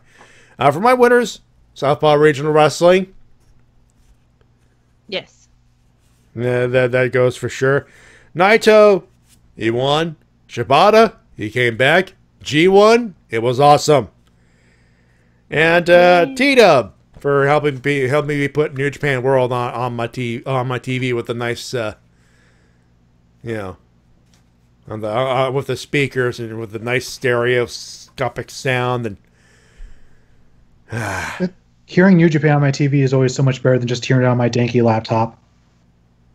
And I got good speakers on this laptop, by the way, but I got a nice little stereo here, and again, that pop is something with those speakers. All I have is my HD TV when it comes to audio, but my laptop is like from 2009, so. Oh yeah, okay, fair enough. Fair enough. Anyway, Mumbles. We gotta plug some stuff here before we head out. Yes. Okay, so you can find me on Twitter at Nice Move Mumbles. Mm-hmm. My YouTube channel, where I talk mostly about indie games, and Dragon Age, I'll finish that one day, is Digital Mumbles. And then I have a Total Divas podcast that I do with my husband, who is not AJ Styles. His name's Nick. And it's called the Butterfly Belt Podcast, and I do it every Sunday. So check it out. T-Dub, you're working on a new video, obviously. We mentioned it, Day of Reckoning. Yeah, right? I work on my Day of Reckoning review, and of course, you can always go to my YouTube channel and check out. Right now, my latest video is my review of Def Jam Fight for New York. Yeah, there you go. Of course, on my end, next a couple of announcements next week. Do not expect a live show at 10 p.m. Eastern, because I am going to be Let's see. It'll be 10 o'clock over here. It'll be around 7. Yeah, I'd still be on a plane, I think, by that point. I'm on my way to California for the weekend for Japan World Heroes, as I mentioned earlier. So yeah, don't expect, we will be recording a review for SummerSlam, and I will be releasing that, more than likely that day of, or as soon as, that is recorded and ready to go. Or if not, it'll be up there Monday before Monday Night Raw is all said and done. If I record an audio clip of me cackling evilly and Jinder wins, will you put it on your SummerSlam review video? Send the MP. You got the weekend. Send over the MP3. I'll put it in there. Yes. Okay. Sounds good. Well, what if Nakamura wins? Then I'll just be like, aw, that'll be the whole thing. Also, we'll hold you to it. We will hold you to it. Because Mike Doomslayer in the chat says that he's the evil one. No, you're not. You're not the evil one. You're you're the mildly incompetent one. Yeah, I'm super evil and cute. That's a bad combination. You don't want that. That's real bad. Yeah, because you can just sort of like deceive people with your cuteness, like, oh no, I'm so totally innocent. Psych. I'm super nice. Just kidding. I'm super evil. You'd be like, I'm super nice, and where do you think you're going? I'm gonna kill everyone. Rawr, country strong. Anyway. But anyway, here's what's going on the YouTube thing and everything else for RVT Entertainment tomorrow. It's the Helmsman with Tony Helms and the crew. Doing other stuff and things. What are you doing this week? You know? I have no idea. You'll find out tomorrow. Sunday, no Toku Riffs live, as myself and Easy will be watching SummerSlam live. So, and of course, there's no Toku Riffs for a couple weeks, actually, because A, SummerSlam, B, we're Easy and I are at Japan World Heroes, so I'll be back in a couple weeks. Probably doing a marathon of both X8 and Q Ranger. I think John will be happy of that because he's editing the MetroCon videos right now. Pretty sure he needs all the help. They're probably going to be doing a stream on Sunday with the Jackbox Party Pack. He needs to confirm stuff first, so do not take we have not announced anything yet officially. On a Monday, MetroCon Live. I forgot what the schedule is. I know it's, I believe it's Rhythm City Chronicles, I think, this week. So they'll be doing stuff and things there. But it's all the MetroCon videos are played. Of course, there'll be that. And, of course, a live commentary featuring staff and crew from those particular shows. Tuesday, Rift Town with TWK and his crew of a Star Party. Thanks there, Mike. It'll be the Star Party for this week for the MetroCon Live. Tuesday, the Rift Town TWK crew, they're watching SmackDown Live. It'll be from Brooklyn, so the crowd should be halfway decent. Also, LPH is going to be at NXT and SmackDown. So there you go. On Wednesday, it'll be our Warhammer TRPG game night. Will be myself, Mike Shell, The Shades, Biohybrid, and of course our DM Mildred the Monk. We'll be doing that as well. On Thursday, Ranger Recap Live. Another episode, new episodes of Power Rangers Ninja Steel. Yes, so we're still doing that. And for those expecting a delay on the Potomac, I am bringing the laptop with me.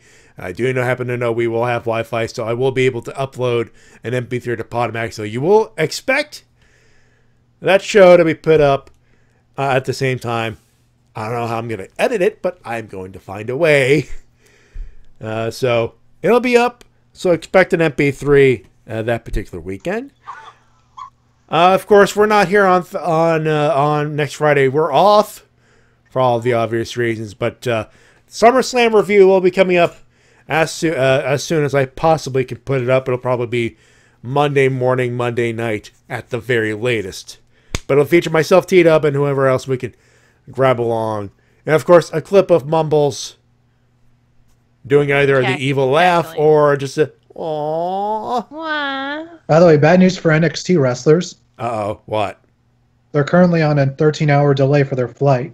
Ooh, probably because of the storms.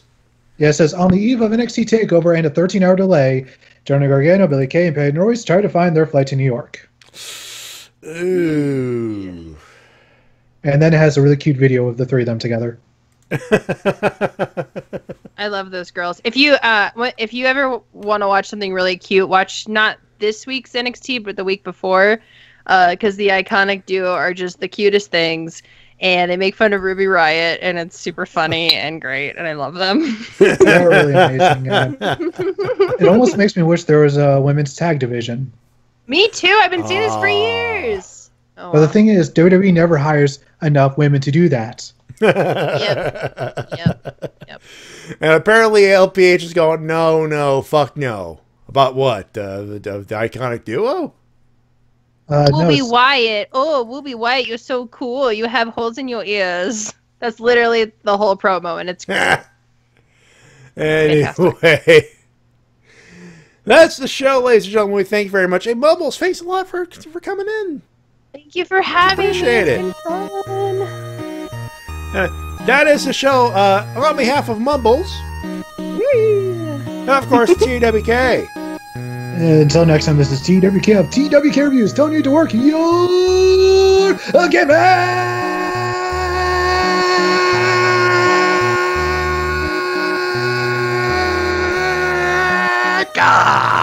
No, go by the way, LPH brings up the rain. Yeah.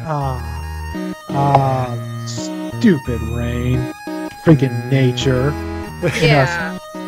And stupid humans for contributing to it poorly by polluting it every day. My name's Matty Jay, reminding you of professional wrestling. Support your independent promotion as soon as possible. Enjoy this packed weekend of wrestling. It's the end of the world as we know it. Have a good one. Have a safe one. We'll talk to you in a couple of weeks. Bye-bye.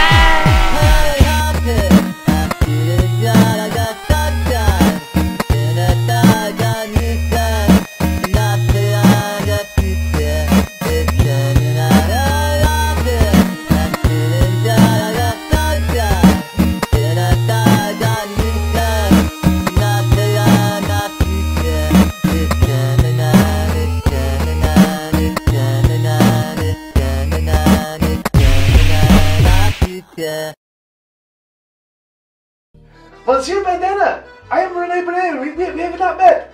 How are you? I am not trying to pull the wool over people's eyes. I just want to find out who is the best catch-as-catch-can wrestler. So maybe you and I, we don't do a flag match. We just do a normal catch-as-catch-can wrestling match. What do you think? Yes? No? What do you want? I don't understand. I'm just trying to be nice. I love America. All of these things. I mean, you people can be so frustrating. You people? What do you mean, you people? You know what? So what if they're frustrating? You say that these people are so stupid they can't even tie their own shoes because they wear Velcro shoes? Is that what you think? Well, guess what? I love America, and America loves Danny Bandana, and that's why I wear Velcro too. So no, we're having a flag match, and they're all gonna chant, "You